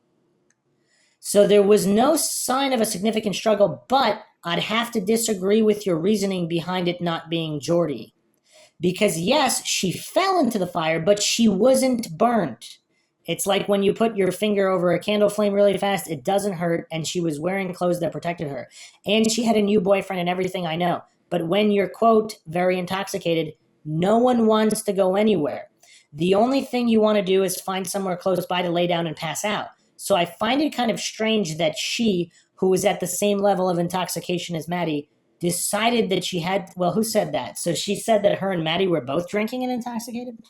Decided that she had to leave when there was a perfectly good sleeping bag for her. I can't remember which site it is, but one of them listed this guy that liked Maddy, but she didn't like him back, so he got pretty upset about that and angry about that in private, but not publicly. So did that happen at the party? I mean, nobody's really giving that detail. I've been following this case since I saw a missing persons poster at a ferry dock station in Balfour, BC in 2015-ish. I'm glad this is getting some attention. I mean, there's something about that fight, because right after the fight, Jordy wants to leave. I keep coming back to, was Maddy involved in that fight? Wiesel Santiago posted this. I think someone knew she was going to end up being there alone. They left with somebody and then made their way back for the reason of doing harm. They possibly was doing drugs of some sort. They may not even remember what they did, but they have a clue of what they did. So this person would probably act weird whenever this is brought up for other people to think about. Someone knows something, that's for sure. Now, if somebody was watching her, they said, if nobody else is setting up tents, so it's just her setting up her tent with her truck right there, there's a lot of people at the party who would potentially know that she's staying there overnight. So any number of those people could have come back when everybody else left or told someone else about it, right? Corneliaro posted this. They mentioned a call that Maddy received at 12:30 a.m. from a guy we all know or something like that. Maybe he was the dealer that came to the party, and after that, Maddy overdosed with him in the tent while everyone else was outside partying. Maybe he got scared, calls in another friend to break the party and start a fight or create some kind of altercation while he takes Maddy's body and leaves. Jordy maybe said that he asked her if she wants to go home with her, but I don't think she did. She just left because she was very drunk, like she declared. And when she got sober, she remembered that she left Maddy there and went to check on her. But when she saw that she wasn't there, she felt guilty. I don't think she even remembered what happened the night before. And why would she call Maddy's mom if she didn't remember what happened? They were drunk and maybe under the influence of drugs. No one knows what really happened that night. That's an interesting point. That's an interesting point there. What if the fight was a result of possibly Maddy overdosing and them arguing over whether or not to call an ambulance or take her to the hospital or something? And there's some serious criminals at that party, or possibly just the dealer who says no. If the dealer is Bjornsson, now he's not confirmed to have been at the party. Is that why everybody's afraid of him? Or someone known to Bjornsson?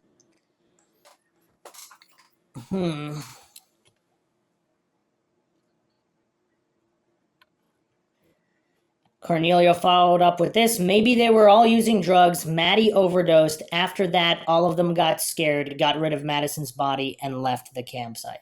See, also, if there was some kind of an overdose, this could have possibly occurred after Jordy left. So she's not necessarily involved.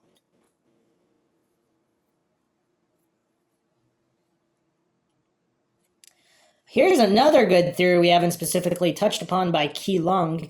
I wonder if she refused to leave because she was planning on meeting someone after the party. Maybe the reason why she was in the tent all night was because she was texting or talking on the phone with someone and planned for him to come and hook up or something, and he ended up taking her somewhere and killing her. Her phone's missing, and I don't know if they ever got a hold of phone records. There's so many things that could have happened. Huh.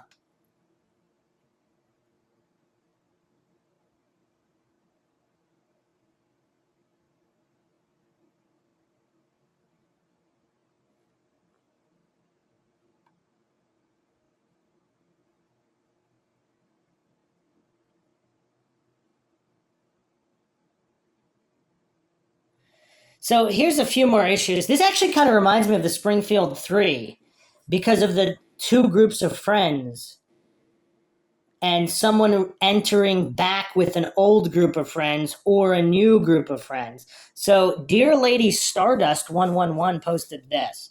Things that stand out to me. 1, apparently her and Jordy had been good friends years earlier, but then went their separate ways. Her family and other friends claimed that they were surprised to hear that she was going with Jordy because they hadn't really spoken or hung out with each other in a couple of years. So to me, this stood out. Coincidence? Question mark. Yeah, and what was the true nature? Was it really a falling out over something, or was it just gradually losing touch? Because those are two different scenarios. 2, people who saw her tent claim the door flap was unzipped. This makes me think she had gotten out for someone or some reason. Wish I knew more. 3, one last thing. The parents and close friends and family of Maddy spoke with the people at the party. The only person that mentioned a group of people showing up that didn't know anyone at the party was Jordy. At least on the info I've read, Jordy was the only one who mentioned some strangers crashing the party and causing some issues and a fight. Jordy was very vague, so I don't know if she meant just a verbal argument or an actual physical altercation. All right, so is this not corroborated? So did Jordy make that up to cover whatever really happened and blame it on the stranger? Continuing the post here, my best guess, going off this limited info, is that the party was winding down and most people were leaving. Jordy says there were about 5 people left when she left. If a group of strangers showed up when only a handful of people were left, could they have gotten into a physical fight? Is this how Jordy fell into the fire? Did Maddy perhaps hear this, come outside of her tent to check and make sure everything was okay? If these strangers were only seen by a few people who were still at the party, and if they were indeed strangers, then did law enforcement even know their names to question them? This is an excellent point. I don't think Jordy hurt Maddy or was involved with her disappearance, but I do think she's holding back part of the story out of fear or guilt because it makes her look bad, or she's scared to get in trouble. Who knows? Or if it is related to some kind of drug dealer. I mean, again, this guy ends up dead in less than a year and beheaded.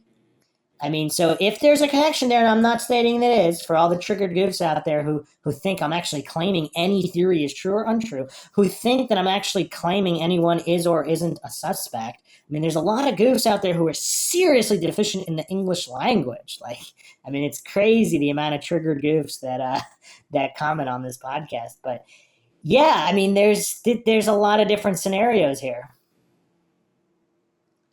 Okay, more info here by Active Bottle. So someone asked very astutely, as I have questioned as well, were Jordy and Madison the only ones who planned on staying the night? Active Bottle responded, they weren't. The person whose birthday it was had planned to stay. But for whatever reason, by 3 a.m., everybody had left the party. Okay, so that's weird. What was the reason? Is it the strangers crashed the party? Okay, if strangers crashed this party, that would be a reason for everybody else to leave. They were scared. They didn't want to stay there, particularly if these were some kind of criminal strangers. And because if it was advertised on Facebook, I guess anybody could have seen that advertisement. But is that why Jordy wanted Maddy to leave with her? Because there's strangers there, it's scary, but they're all drunk, so they can't think properly. But I mean, that's scary. So if let's say everybody else left, the strangers were being really noisy. Did Madison come out of the tent to investigate at some point?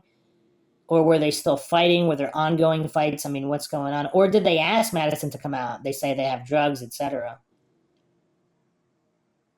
Sweet Mamacita posted this, similar to the theory I floated earlier. I almost wonder if something accidental happened to her, like maybe during the fight she got knocked down and hit her head and died, or maybe someone threw a rock and it hit her and knocked her out, or maybe someone pulled a gun at the party, she accidentally got shot. Maybe they all panicked and decided to cover it up. Or one of the last people there was drunk and tried to come on to her. She rejected him and he killed her. I find it highly unlikely that a random complete stranger just happened to be out there at about the same campsite at the same time and decided to kill her. Yeah, I mean, it really seems like there's some kind of connection to the party. So apparently this is the first time her and Jordy are hanging out or going to a party in 1 to 2 years. Yeah, I mean, just after going through all these details, I just can't help but think there's some kind of connection to this party. There's some details that are overlooked here. If she was involved in that fight, that would explain quite a lot of things. Again, I'm not claiming that is true or untrue. This is Mindshock. Leave your own comments, theories, thoughts, suggestions, rebuttals, debunkings of any kind in the comments section. If you find the podcast interesting and informative, want to help support Mindshock and a logical approach to true crime and other topics, you can donate to our PayPal. Just check the link in the description. You can also become a YouTube member right here on YouTube, access to exclusive streams and chats, like and share Twitter, Facebook, Reddit, and Patreon. This is Bruce McGuire signing off. Catch you guys next time.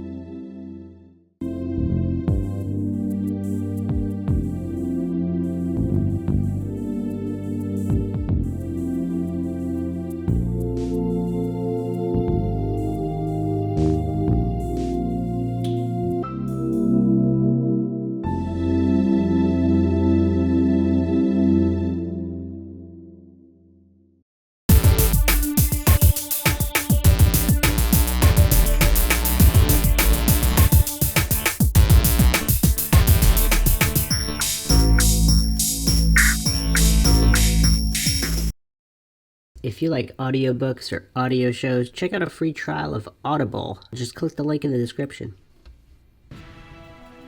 Welcome to Mindshock True Crime. This is your host, Bruce McGuire.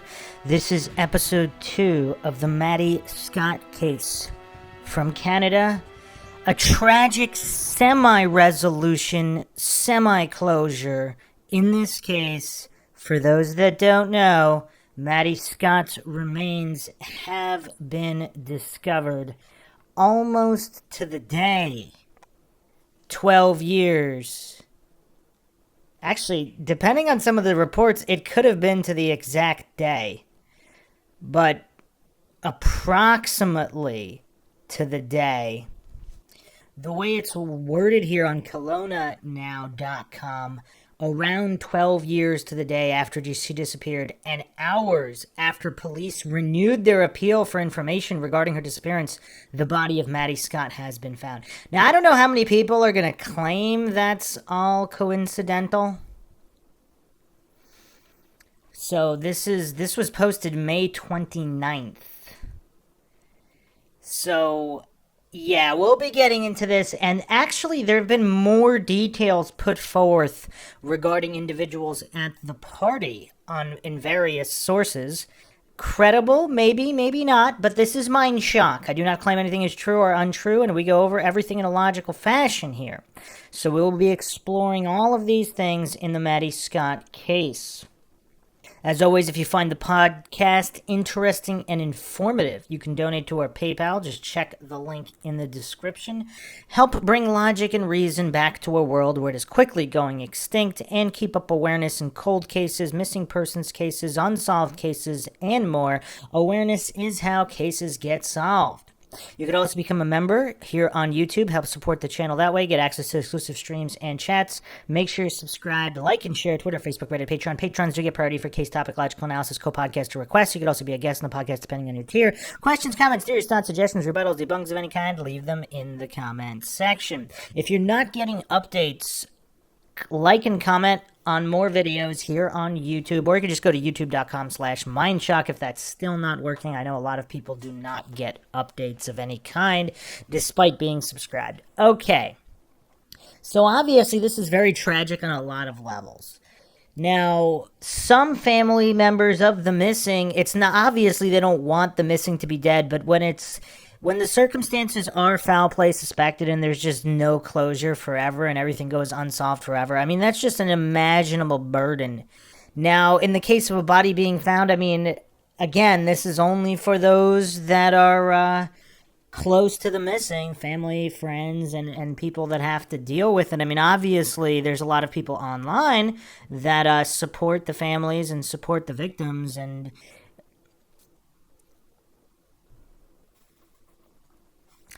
push for awareness and justice and all of these things, but clearly they're we're all still not friends and family, so quite removed from the situation. But those not removed from the situation, obviously there's a certain amount of closure that comes with remains being found. Now, obviously, if this was foul play, again, the circumstances here are so shady. Let's go over the Kelowna Now article, and then we'll go over one more article, and then we'll dive deep into more information here. This was written by Josh Duncan. Body of Maddy Scott found around 12 years to the day after her disappearance. Does this mean it was a couple hours off? I mean, I don't know. The timing is almost inconceivable. Around 12 years to the day after she disappeared, and hours after police renewed their appeal for information regarding her disappearance, the body of Maddy Scott has been found. I mean, could that really be coincidental? Within hours of a police appeal. So even without a police appeal, just the coincidental timing of the anniversary, but with hours within an extra appeals from the police. I mean, that's kind of weird. Police are currently executing a search warrant at a rural property on the east side of Vanderhoof. The area has been secured, and the RCMP says additional resources will be at the scene for as long as may be required.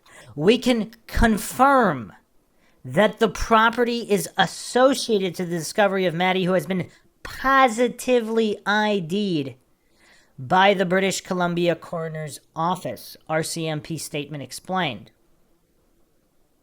The Scott family has been advised of this significant development, and they have requested privacy at this time. This has been a priority investigation for the RCMP over the past 12 years, noted Corporal Madonna Saunderson.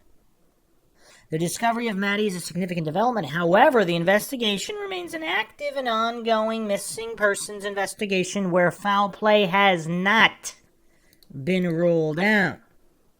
No charges have been laid. There's also a $100,000 reward for any info that leads to the arrest or charges against whoever is responsible. Now, so we could only hope that if this tip led to this would, how would they know where the body is without knowing who did something to her? I mean, unless it's several degrees removed from a source of info. So if someone, criminal or not, simply knew someone who said something about a rumor of where she was buried, and they might not even know who was alleged to have done it, they could have just forwarded that info. Yeah, this is really tough. So on the true crime subreddit, some discussion here on how the police got a tip and how they knew to search a specific property. Now, regarding someone wanting to cash in on the reward money, is this, again, what I was saying before about hope, is this a step in the right direction where they proved the info was legitimate by giving the information where it should be found, and they did submit more info to an individual who supposedly is responsible or partially responsible for the reward, and obviously that hasn't been made public because everything's still under investigation, but they do have somebody in mind for the crime and possibly some solid evidence against them. Fidgety Penguin posted, maybe someone that was part of the party that had information finally came clean after the renewed mention of the case and the anniversary of it. 12 years is a lot of time to grow and mature and realize it's the right thing to do, but who knows? Clementine's Time responded, the way it's worded is odd to me because they are now executing a search warrant, but the remains were confirmed to be Maddy's before that. Or at least that's how it was worded to sound. I mean, it is worded that way, where they are now executing a search warrant, but there was previously reported, not only did they find the body, they already confirmed, they already did all the tests to confirm before this current mention of an execution of a search warrant. Basis of Change posted, the local rumor is that a member of the public made the discovery. No local update yet on the circumstances, but the rural properties in that area typically have the house a small distance from the road with wooded areas on the external parts of the property and those wooded areas bumping up against the road. No indication yet that the property owner is involved. The area where she was found and Hogsback Lake are only 18 kilometers apart only. I mean, that's not that close. Accessible via back roads. The lake being south and slightly east of the property. Okay, so if this is true, then this might not be related to any tip. I mean, is it really just how coincidental would that be? Unless, of course, the member of the public had a suspicion and they were searching specifically there for a reason. But if not, are we to believe that it's just mere coincidence that within 24 hours of the exact day, so whether it was within the exact 24 hours or a few hours on either side of the anniversary, someone just happened to be stumbling along the property and they found remains. So they didn't know it was her. They didn't know anything about it. They weren't paying attention to the local news coverage or the police appeals. Or maybe they were and this is completely unrelated. Yeah, I mean, I don't know. That's a tough one. That's pretty tough. Also, supposedly, again, this is just rumors reported here, that the police ID'd the body before informing the family that a body was found. So if there was no tip, was it just remains found? They didn't know it was her. They had no clue it was related to her case. They simply ID'd the remains, and then they knew it was her.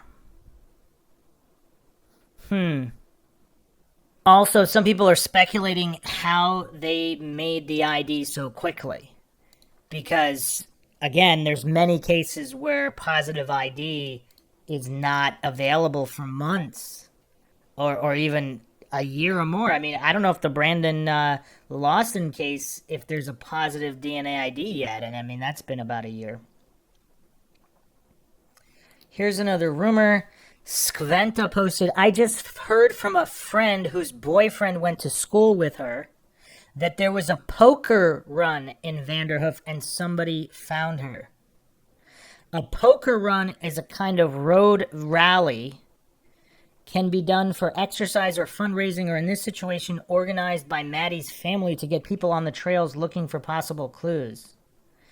I've heard of similar events being done on foot, horseback, or snowmobiles, or motorcycles, or even boats. You have to visit a bunch of checkpoints and collect a playing card on each stop. The person with the best poker hand from the assembled card wins the event. That's kind of weird. Yeah, I've never actually heard of that. Yeah, apparently they've been doing this in the Maddie Scott case for a while. There's actually an article here on madisonscott.ca. Poker ride to mark 1 year since disappearance of Madison Scott, all the way back in May 24th, 2012. So is this done every single year? So was this directly related? But then why was the family not told that the remains were found? I mean, even if it's not her, usually, I mean, in every case that I've seen, there's family members always being notified when remains are found, not even that they, I mean, even remains that they don't think would have been that family member, just simply, including them in information in the general area. I mean, yeah, this is a weird series of events and information being relayed here that does not seem to be standard protocol. Wait, what? Yeah, listen, this is going to be some weird, really weird information. Cave Baby K posted this supposedly definitively. There was a poker run, but her head was found back on Wednesday. So was the poker run was after? And is this her skull, I'm assuming?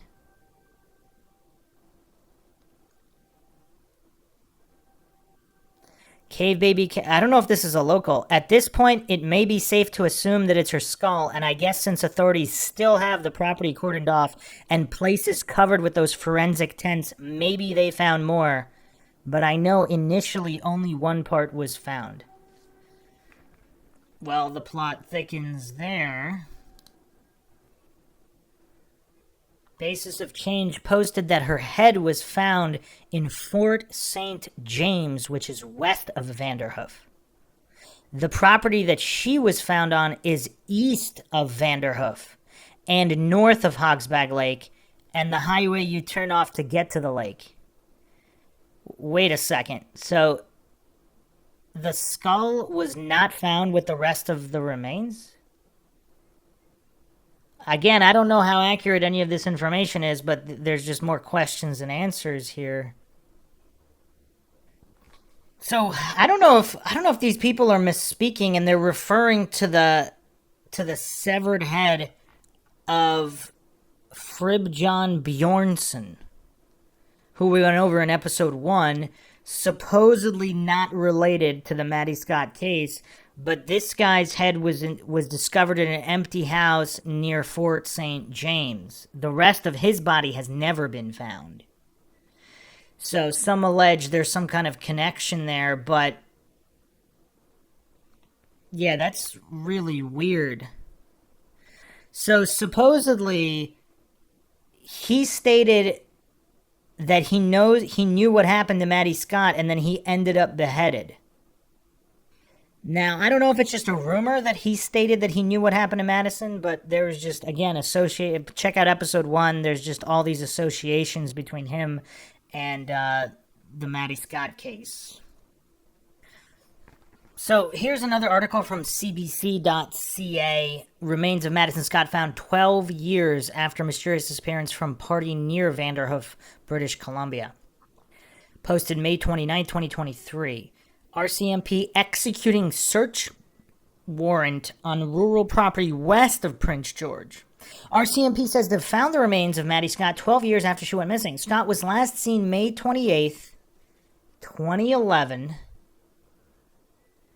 while celebrating a friend's birthday at a campsite at Hogsback Lake, about 25 kilometers southeast of her hometown of Vanderhoof, British Columbia. She was 20 at the time. Police say the identity of the remains have been confirmed by the BC Coroner's Office, and RCMP are currently executing a search warrant at a rural property on the east side of Vanderhoof, around 80 kilometers west of Prince George. The area has been secured, and additional resources are anticipated to be on scene for as long as may be required, said Corporal Madonna Saunderson in a statement. Scott's family was notified Sunday, and police are asking for privacy. Saunderson said Scott's body was found days ago, but didn't specify exactly when. So that's why it's unknown if it was almost to the day. Neither did Saunderson say whether the information leading to Scott's discovery came from new info provided to the public. So she did not confirm that. She said the possibility of foul play has still not been ruled out, but no arrests have been made. This has been a priority investigation for the RCMP over the past 12 years, she said. The discovery of Maddy is a significant development, but this investigation remains an active and ongoing missing persons investigation. Saunderson said she wasn't aware of any danger to the public related to the discovery of Scott's remains. Here's a weird statement. I mean, I don't know if this is weird, but Gary Thiessen, the mayor of Vanderhoof from 2008 to 2022, described Scott as a vibrant part of the central BC district municipality of more than 4,346 people, and says in the beginning everyone hoped she'd be found alive. 12 years ago, there was just such hope that Madison would be found and she would come back and make the family whole again, Thiessen said. Mayor Kevin Moutre says Scott's disappearance shocked the community. Everybody knew Madison as a sister, a daughter, a friend. Somebody knew her in some way, and you all have that connection. Moultrie says he hopes the discovery will lead to a resolution in the RCMP's investigation of Scott's death, but in the meantime, he hopes it can help her family begin to heal.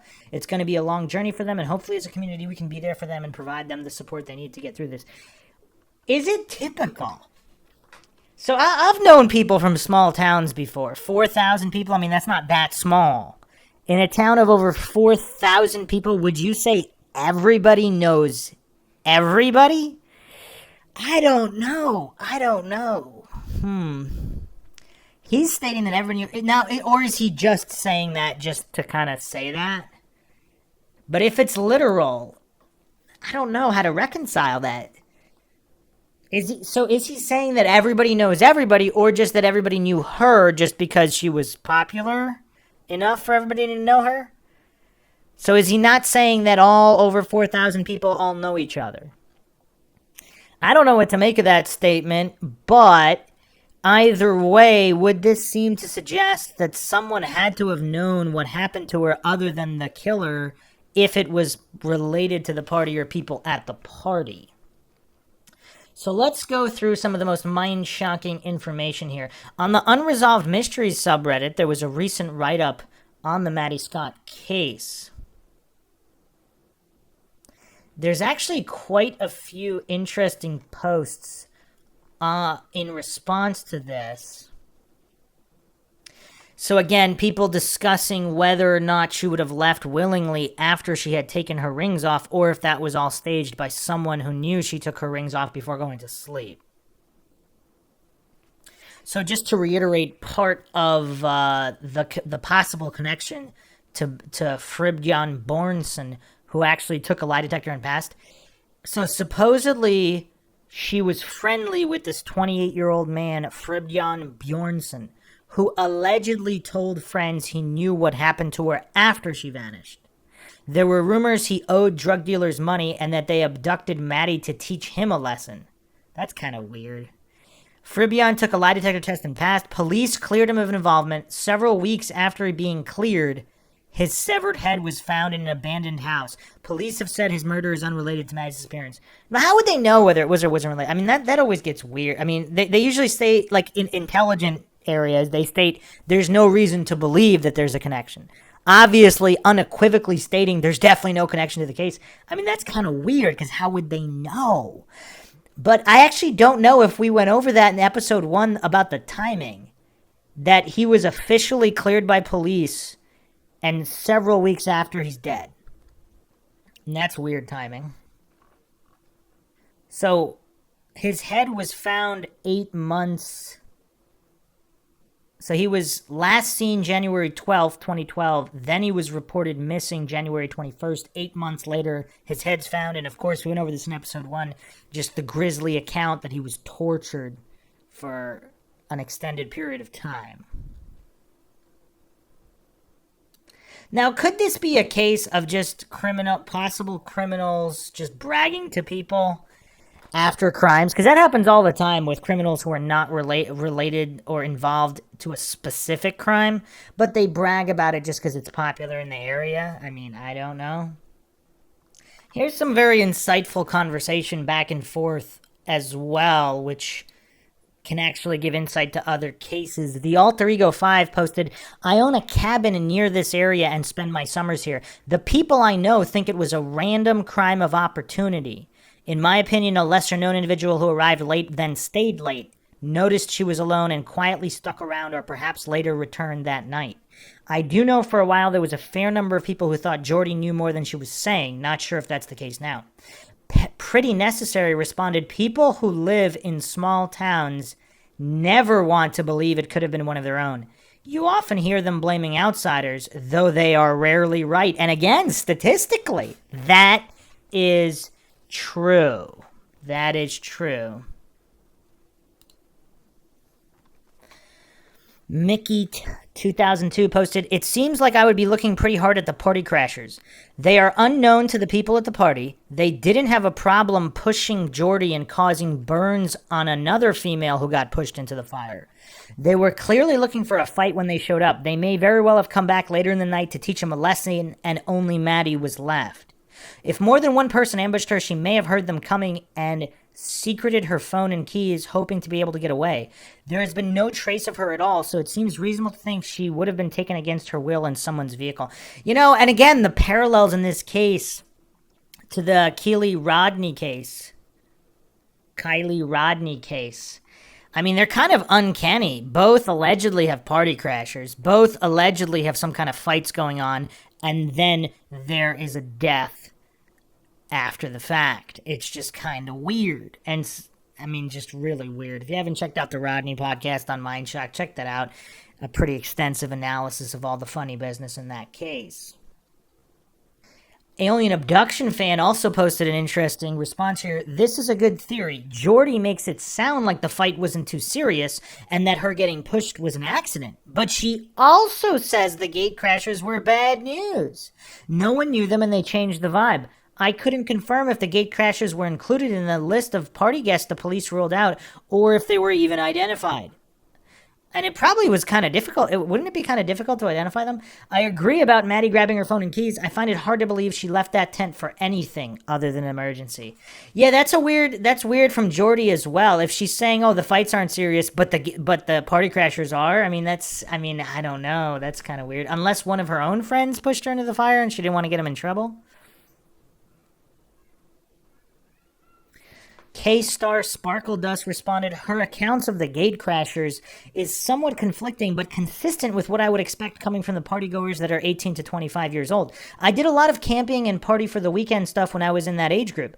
If it's a known camp party area, it wouldn't be unusual for people from one party to wander to another party and start hanging out. Or even for a lone couple people to get to talking and start partying too. Add in a bunch of really young people drinking, and from time to time a fight will break out over nothing. Young 18 to 25-year-old boys fighting over whatever. It's possible Jordy was pushed while attempting to defuse the situation, but it wasn't an attack on her per se. Or the fight moved past her as people were flailing about, and she didn't feel overly threatened as she was just collateral to a group wanting to fight each other. Her comments about them being bad news could be as simple as them being a bunch of one-uppers, frat boy type, that fights seem to follow around, having attitudes, etc. It's also pretty common for the mood of a party to be changed after a fight, even if the troublemakers leave and everyone was getting along prior. The remaining partygoers will start arguing amongst themselves about who started the fight, who shouldn't or shouldn't have said what fight was broke what was broke in the fight, etc., and pretty soon they're fighting about their own prior BS. It's a little strange to me that everyone left after this, but not wildly unusual. I mean, those are interesting insights from a camping partygoer. I mean, you could kind of see a lot of these types of scenarios playing out. The Duder posted this. Do we even know for a fact that whoever offered her a ride at 1:30 told her that everyone else was going to leave? She may have gone to sleep assuming that some others were staying behind. Indeed, at least a few people were apparently still hanging around at 3 and possibly even as late as 4 a.m. Her mother also says that she wouldn't have stayed all by herself. And what was the party host doing advertising the party on Facebook where party crashers might see it? Again, parallels to the Rodney case. And if you advertise a party as being a 2-day affair, you shouldn't leave during the first night if people are still there. I get that the crashers kind of ruined it, so you just want to kind of end it and leave. Besides, the host may not want to have to deal with the crashers if they come back. But it seems like if you have guests that are all staying behind, you have a responsibility to see things through, at least to a reasonable extent. I mean, this is a great post here. And so is there conflicting information regarding who and how many were still there as late or as 3 or 4? And are they not involved with what happened? I mean, this is all just... Yeah, it's really difficult, and have police made definitive statements on any of this? So was she only going to stay there because she thought other people would, and she was not aware that almost everybody left? And the people that were there till 3 or 4, were they just completely so drunk and out of their mind they didn't even know that Maddy was there, or possibly farther, very far away from exactly where she was? Again, these are questions I don't know if we have answers to. Cheap Marsupial posted this, interesting name. This is what gets me. A party advertised publicly as a 2-day affair. The kind of people who show up at a party at 5 a.m. or later are the type to be up to just about expletive anything. They get there and it's one girl sleeping in a tent, bingo bango. Value Bug posted this. My hunch is that the sleeping bag was moved aside so somebody else could sit in the tent beside Maddy. Whenever I've been camping and people sit together in a tent at night, you move the sleeping stuff aside, just my personal experience. Also, the rings, I believe, were deliberately thrown into the grass by Maddy as sort of a hasty breadcrumb trail to show people she left the tent involuntarily. I wonder if she took pity on a stranger who claimed to be left behind or late to the party. Yeah, I mean, this is weird, too. Also, is it something unrelated where maybe some other guy or whoever was in the tent with Maddy but then left? Either maybe they got into an argument, maybe they didn't. He left, and he never told anybody about that because that would look way too suspicious. And he's not responsible, but he just never revealed that information, and that's why there are these unanswered questions about the layout of the tent and the possessions, etc. Alien Abduction fan responded, it's a really interesting theory about the rings. I was mostly working to the assumption that she took them off to sleep and that they were scattered as she fled, but that's a compelling idea. Heartbreaking, but totally credible. Candy Sweet Dollar posted, I think someone could have come over to her and start trying to hang out. Maybe she tried to be nice and let them in her tent for a bit, and then they got aggressive and she fought back, grabbed the phone and keys to make a run for the truck, but they caught up to her. Maybe they thought she was drunk and could take advantage of her, or she was open to advances when she wasn't, and it angered them. She seemed like a badass woman who wasn't going down without a fight. Abyss Coachello responded, no way in hell a lone woman would let a man she didn't know in her tent when she's alone at the campground. Also, is it possible this guy was like a semi-belligerent drunk and he just kind of came into the tent, possibly without her permission, and shoved things aside, and then something happened? Either way, Abyss Coachello continues, if the original poster scenario is true, it was someone she knew or maybe another woman. And did we discuss that theory? Like, if she got into a fight or there was some kind of altercation with another female, would that female get her boyfriend or some other guy to possibly help her beat up this girl, Maddy? And is it possible that there was no intention of murder and it was just a fight that got out of hand? Some girl maybe fighting with her, and then maybe a guy involved too? Just speculating here, but I don't know. Magnetic everything also has an interesting explanation here. I feel it's more likely her phone and keys slipped under the sleeping bag at some point in the night and she moved it aside to be able to locate them faster. I camped last weekend and I spent like the first half hour after bedtime trying to locate stuff I had just put down. Genuinely thought my boyfriend was going to strangle me if I turned the headlamps on one more time to find something. I would grab my eye mask and earplugs, put them down to turn the headlamp off, and then search for them, and then find they had slipped under the sleeping pad. Especially in smaller half-people tents, the space in those can be tight, so you put something to the side and then turn around. In smaller one or two people tents, the space in those can be tight, so you put something to the side and then turn around and it's gone into the abyss under your sleeping gear. If I thought I wasn't safe and I needed keys, I would throw my sleeping bag back to find them much faster than groping around. Also, it's entirely possible Jordy moved it aside when she was gathering up her stuff the next morning to look for something of hers in the tent. The Leventoe 25 posted, it's important to note that although the friend, Jordy, was allegedly cleared by police, her boyfriend from that night is incredibly suspicious and was not cleared. In one of the early articles about her disappearance that was published shortly after she went missing, it was mentioned that the police wanted to talk to the boyfriend more, but when they went to his house, they were told he had moved. And after that, they were not able to find out where he had moved to. He also would not cooperate with Maddy's family and would ignore all their attempts to contact him, even with simple questions about what happened that night. It's also equally important to note that this guy was in his mid-20s hanging out with two younger girls. Not necessarily an indication of guilt, but it definitely makes me suspicious of him. Okay.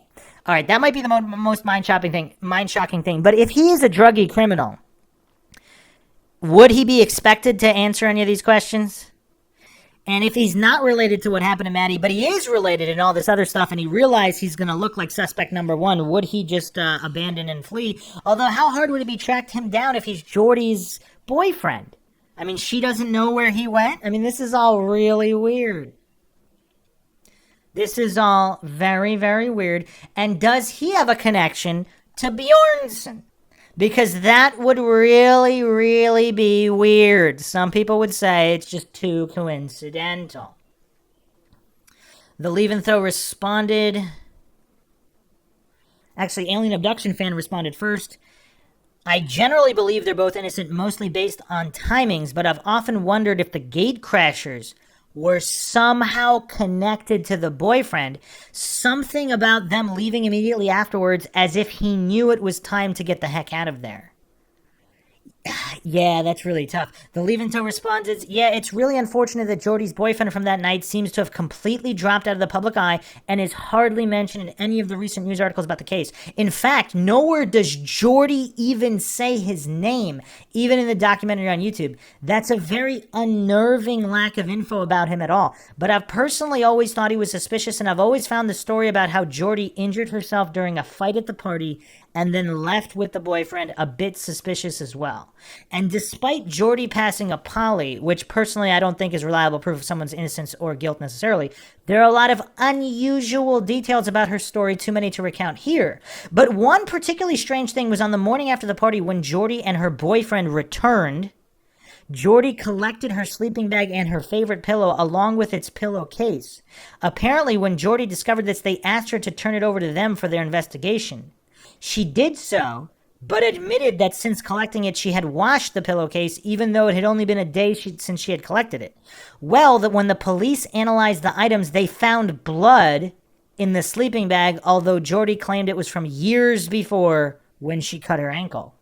And so, did they not test it? When the private investigator that Maddy's family hired interviewed Jordy, she kept asking when she was going to get her favorite pillow back from the police.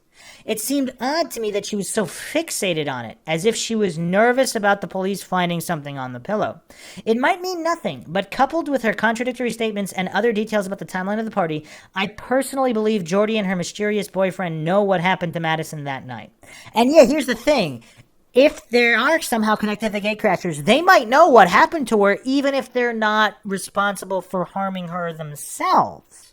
So there's a distinction there. It's not that they're guilty of actually harming her, but they might know what happened, and just based on the timing of everything, that it's kind of hard to dismiss that they definitely know more. Throw Away Your Safety posted, I wonder if Maddy's phone pinging in the same location until 8 a.m. shortly before Jordy returns means they realized they left her phone behind and returned it to turn it off and then take it to dispose of it elsewhere. Jordy's silence could be explained if she were a witness or pressured by her boyfriend and still scared of him. The Leventoe 25 responded, I absolutely think you're right, and that Jordy and her boyfriend returned to tamper or dispose of some sort of evidence that they forgot about the previous night, especially since Jordy had given multiple stories of why they went back that morning. One was that she felt bad for leaving Maddy and they went to check on her. The other was that she went back to get her pillow and sleeping bag. The first story doesn't really check out at all, since even after discovering that Maddy was not in the tent, Jordy went to work all day and didn't even say anything to Maddy's mom about her being missing. Maddy's mom only found that out later by having to call Jordy herself. Yeah, it's hard to reconcile that. The only situation I could possibly think of where Jordy would not tell the mother is if she thought Maddy was maybe hanging out with a guy or left with a guy, would she not want to tell Maddy's mom that? But in any other situation, if you're worried about your friend, I mean, it's weird. I mean, that's the only situation I can think of where if it's a real friend and she's on the side of Maddy and she doesn't want to get Maddy in trouble and she thinks Maddy is okay. I mean, how many situations can you possibly think of where she wouldn't tell Maddy's mom that she's not there and could possibly be in danger? Or just an unknown missing situation. I mean, wouldn't she have to know pretty much for sure that she was with a guy she liked in a consensual situation where she might not necessarily want to disclose that to a parent? But I mean, yeah, this whole thing is just so fishy. Like, why would she be that desperate to go back for her favorite pillowcase? And how much of a desperate emergency was there for her to leave her favorite pillowcase? If she's that obsessed with the pillowcase, I mean, there are people who are just obsessed with certain personal items and they just would not leave them anywhere. So that means what was so traumatic of emergency going on that she left it in the first place? Or is she just that wasted? I mean, I don't know. This is all very, very difficult. If you're that wasted. So here's the thing. I'm not a big drinker, so I can't really recall. I mean, how many people can be completely wasted and then be fine just a few hours later? So if they're that wasted at this party, are they really going back in the early hours, just a couple hours later? She's out and about with her boyfriend and then going to work? I mean, what is the level of wasted? Because if you're that wasted, you're forgetting your special pillowcase. Are you going to be perfectly fine just a couple hours later after just 2-3 hours of sleep, whatever it was? If she slept at all. I mean, that's my question here. That's one of my biggest questions here. How many people can recover from being completely wasted in 2 or 3 hours? Or even 4 hours? Even 5 hours. I mean, what is the recovery time? So if she's only a little bit drunk, then why would she have forgotten the pillowcase? That would point to some kind of emergency situation where they're just trying to get out of there as quickly as possible and not caring about the belongings. And would party crashers facilitate that kind of emergency? Now, if the boyfriend knows something and knows the party crashers and knows they're bad news, I mean, I don't know. Another curiosity that Agret points out, her little sister was at the second party and noticed her stuff was there but never once actually saw her. She was concerned but too scared to let her parents or the police know because she was drinking underage. So at least one person was aware and didn't say anything. Yeah, that's also very tragic as well. So here's one more post. I feel that this is by Hedgehog Jonathan. I feel that she was most likely abducted, but the big question is when and where. There are 2 details that make me wonder. One, the scattered rings. It is hard to remove a ring, let alone several, especially if the hand with the rings is fighting back. If the attacker did this, no idea why. Or if you do it with one hand. Had she done it herself for some breadcrumbs reason, that I find unlikely unless she was tied up for hours. It is technically possible to lose your rings during a struggle, but I don't think it's common to happen again, especially not with several rings. I'd like to know if she removed her rings for sleeping. I do with some rings. And they were told, and where would she have kept the rings? This could shed some light on what the possible struggle was like. And why was the friend not alarmed by the rings being scattered there? Not accusing, more wondering what her hypothesis was and what this tells us about how Maddy usually kept the rings or what was going on last night. 2. The phone. I assume there is no GPS data from the phones 12 years ago. Really cannot recall. The phone being turned on and in the area until 8 is kinda interesting, as the phone has never been found. Is it possible she was taken in the morning? As her keys and phone were gone, I'm assuming that the phone and keys were on her as she was abducted. This, and the lack of any mentioned evidence from the tent, suggests to me that she was more likely to be awake and carrying these items for a purpose as the attack happened. Even if one might sleep with the phone and keys in the sleeping bag, they are super unlikely to actually be in a pocket and stay there. She was either leaving to drive away somewhere, maybe because she was feeling unsafe, exited the tent to start her day or go to the toilet, and then something happened, or she was called out by someone. With the information that we have, I think it is more likely the attacker knew Maddy was in the tent, even if only from seeing her at any point during that time and not knowing her personally. Because a predator stumbling into a lone tent is all good and well, but how would the predator know it's a lone young female in the tent and not 3 grumpy fishermen? One would have to be a pretty lucky predator to stumble onto her exactly as she goes for a morning pee or an early lone hike, but then again, I could not rule those out either. Question, what clothes was she wearing? This could help with the keys, phones, rings, and also might indicate her preparedness or purpose for exiting the tent. Throw away your safety responded, I'm intrigued by your morning theory. I wonder if she woke up, realized she was alone and possibly had been alone the entire night, and then went out with her phones and keys to see what was up. Maybe she thought it was a group prank or something bad happened in the group, panicked, wandered too far, got lost, I don't know, or like you said, met foul play. A lone pin also responded with this. Other than someone knowing she was specifically there or being found by chance, others have suggested that maybe a group who were previously at the party returned looking for trouble.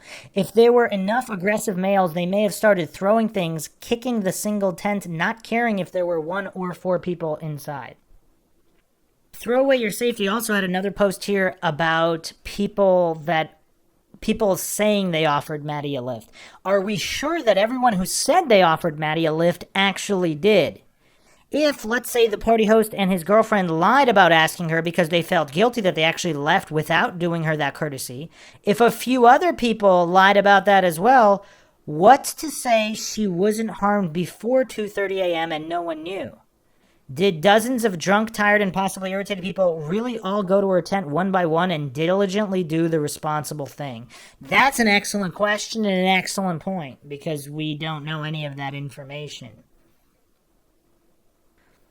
I mean, there's a lot of good questions here. Actually, wow, here's another... I'm going to get back to the host and all that. This is just a mind-shocking thing I want to address back with Bjornsson. There's a CBSNews.com article here. 48 Hours explores the mysteries and murders along the Highway of Tears. The story aired December 21st, 2013. So here are some points here. Sergeant Floyd learned that 28-year-old Fribbjørn Bjornsson, a logger and single father of 2, was telling friends he knew what happened to Maddy. Bjornsson is a Vanderhoof resident. He was a friend of Madison's. They had spent some time together socializing, said Floyd. I couldn't believe that they were seeing each other because he's bad news. He is bad news, said Balduke. Bjornsson, better known as Fribb, led a troubled life and abused drugs. A fact confirmed by police. But his mother insists her son was turning his life around. From our perspective, Fribbjørn, like others, was a suspect, said Floyd. There was talk in town that Fribb owed drug dealers money and that they had abducted Maddy to teach him a lesson. It's a theory investigated by police. We won't leave any stone unturned where Maddy's concerned, Floyd said, and we would be irresponsible by not following up with the suggestion that there was a revenge or some connection between Fribb and Madison. Investigators considered Bjornsson a suspect. He voluntarily took a lie detector test and passed. He wanted to clear his name, and he wanted people to know he had no involvement in what happened to Maddy, said Constable Whamsteaker. Based largely on that poly, the RCMP cleared him. But 2 days later, Bjornsson disappeared. So he disappeared 2 days after being cleared by the police? That's even more shady. 2 weeks later, investigators made a shocking discovery. They found Bjornsson's severed head in an abandoned house in a nearby town, and they're still looking for the rest of his body, said Balduke. Fribb's mother told 48 Hours that she believes her son was killed for a paycheck he had cashed the night he went missing. Last month, 4 suspects were arrested in connection with Bjornsson's murder. Maddy's case remains unsolved. There is no connection between Madison's disappearance and Fribb's murder, said Floyd.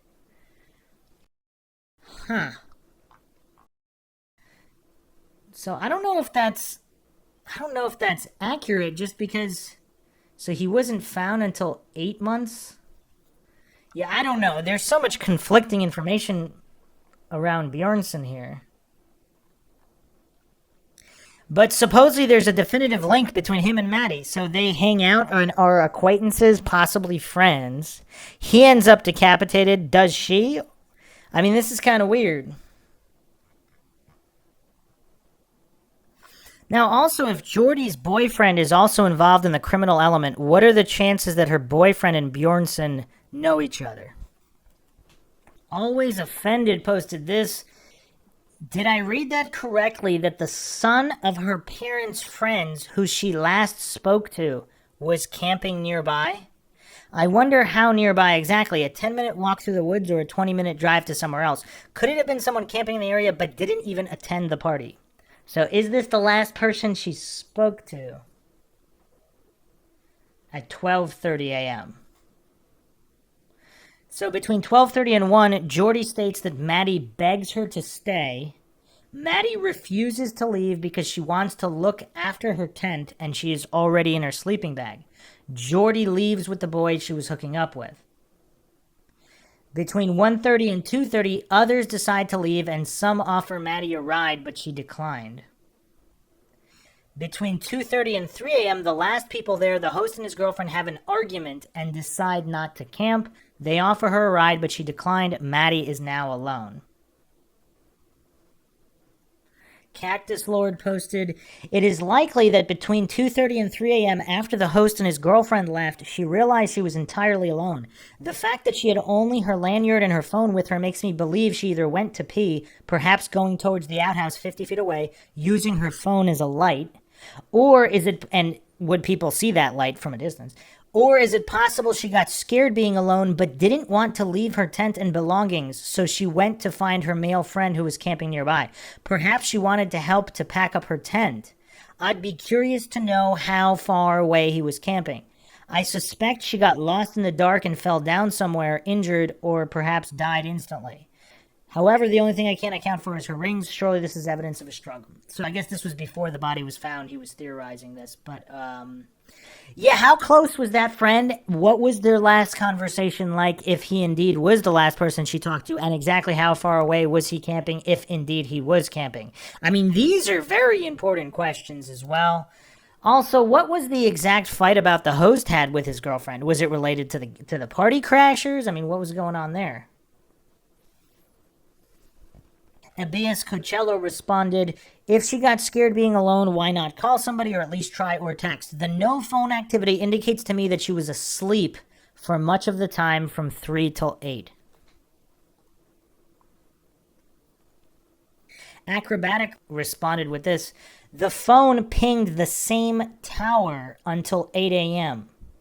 Then Jordy shows up essentially immediately after when the phone turns off.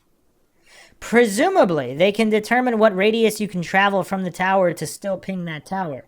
Surely at least her phone and maybe her body would be in that area unless the person who came immediately after the phone, Jordy, has removed the phone.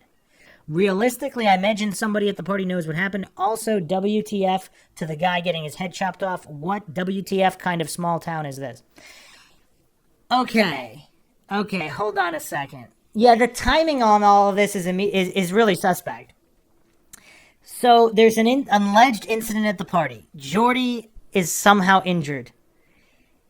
Allegedly, her and her boyfriend offer Maddy a ride. She declines. Her phone is pinging until it's turned off at exactly the same time. Jordy just happens to show up the next morning. Anybody find that suspicious? Here's another thing we never went over. If Jordy showed up and Maddy was still there, did they have a fight at that point in time? Was Maddy angry about her leaving? About Jordy leaving? Are they arguing about something else? Was the fight that Jordy had allegedly really the fight? Was there a fight with Maddy? And did Jordy confront Maddy at 8 a.m. that morning? Something happened. Phone gets turned off there. Rick Moranis fan page responded, she was friends with an older man, this is regarding Bjornsson, that stated he knew what happened to her, was involved in shady activity, and then is beheaded a few weeks later. I guess I'd want to know how well they knew each other, but even if they didn't know each other at all, saying you knew what happened to her, then getting brutally murdered should be the biggest lead. I mean, yeah, that's suspect timing. That is suspect timing, no doubt. So here's another post by Alien Abduction regarding the people at the party offering to give Maddy a ride in that situation there. I think a lot about this. Did some of those who were interviewed exaggerate their account of that night out of fear or guilt to make their actions look better in hindsight? Probably. The last people to leave were having a disagreement, so they were surely distracted. I want to believe that the party host really did check in with Maddy and make her aware of the situation before he left because he was somewhat responsible for the gathering and because he would have known she'd be left alone. Maddy didn't really need a ride. She was probably more sober than anyone offering her a lift. I doubt anyone offered to help her take her tent down, though. Maybe that was the real problem. To Pure Trouble responded, that's something I've often wondered about. It was after dark by then, and even though the description doesn't mention anything like wind or rain that might have made unpacking things more difficult, nightfall has a way of just adding a bit more inconvenience to the situation. Alien Abduction responded, yes, I had to ask for help taking my tent down after a festival, and that was in broad daylight.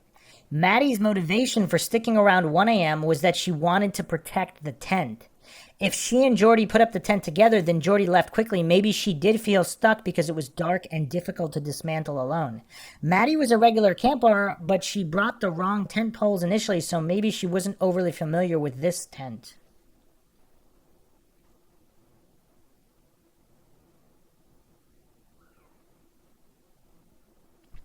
Here's an interesting post in defense of Jordy by Shot Grocery. If I was at a party with a bad vibe and I was pushed into a fire and injured my knee and I wanted to leave but the friend I came with insisted on staying and that friend had her own vehicle a few feet away, I would leave her behind. It sounds like Jordy tried to talk Maddy into leaving and she refused. Why should Jordy have to stay in that situation, especially if she feared for her safety? Everyone seems to assume Jordy was just trying to hook up with this new guy. Maybe she was legitimately afraid of being pushed again or worried that the burn might get infected or her knee really hurt. Well, see, that is an interesting point. However, it doesn't explain the actions the following morning. I mean, that's like all of the actions together are what is suspicious. D. Jass posted this. What if the rings were brought back and dumped by the turd as an expletive U? Israel Keys was so sadistic I wouldn't put it past him. I mean, whether keys or not, I mean, would somebody really come back and dump the keys there? I mean, that's kind of a weird thing. I don't know. So I'm going to close this episode out with this other post, which also is a little bit strange. Electrical Bar posted, been discussing this case with my true crime mentor and web sleuth guru, Sugarfoot, and all of the events leading up to her disappearance are hella sus. So 50 people were there partying, and they all left, including her friend, ? She was the only one who had a tent and planned to stay overnight and retired to her tent at 10 p.m., a 20-year-old girl? Bull expletive. Both her friend and the party host returned to the site early the next morning. Jordy and the party host know what happened. Actually, we're going to have one more mind shock here. So, no names here, but supposedly the property that Maddie Scott was found on belongs to two brothers who were suspects at the beginning of the case. Supposedly, a good amount of locals knew exactly who the brothers were, and that these speculations have persisted for a while regarding what happened. So, if that's true, the plot has thickened quite substantially. So, is this on the property of two brothers alleged to have been responsible from the outset of this case, and her remains are found on their property? I mean, that's kind of weird. Again, I don't know if that's true. This is Mindshock. I do not claim anything is true or untrue. The motto here, of course, is that the only thing we know for sure is that we don't know anything for sure.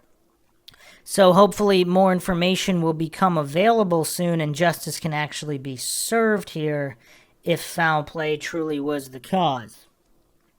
As always, if you find the podcast interesting and informative, want to support it, you can donate to our PayPal. Just check the link in the description. You can also become a YouTube member right here on YouTube. Make sure to subscribe, like, and share. Twitter, Facebook, Reddit, Patreon. Questions, comments, theories, thoughts, suggestions, rebuttals, debunks of any kind, leave them in the comment section. This is Bruce McGuire signing off. Catch you guys next time.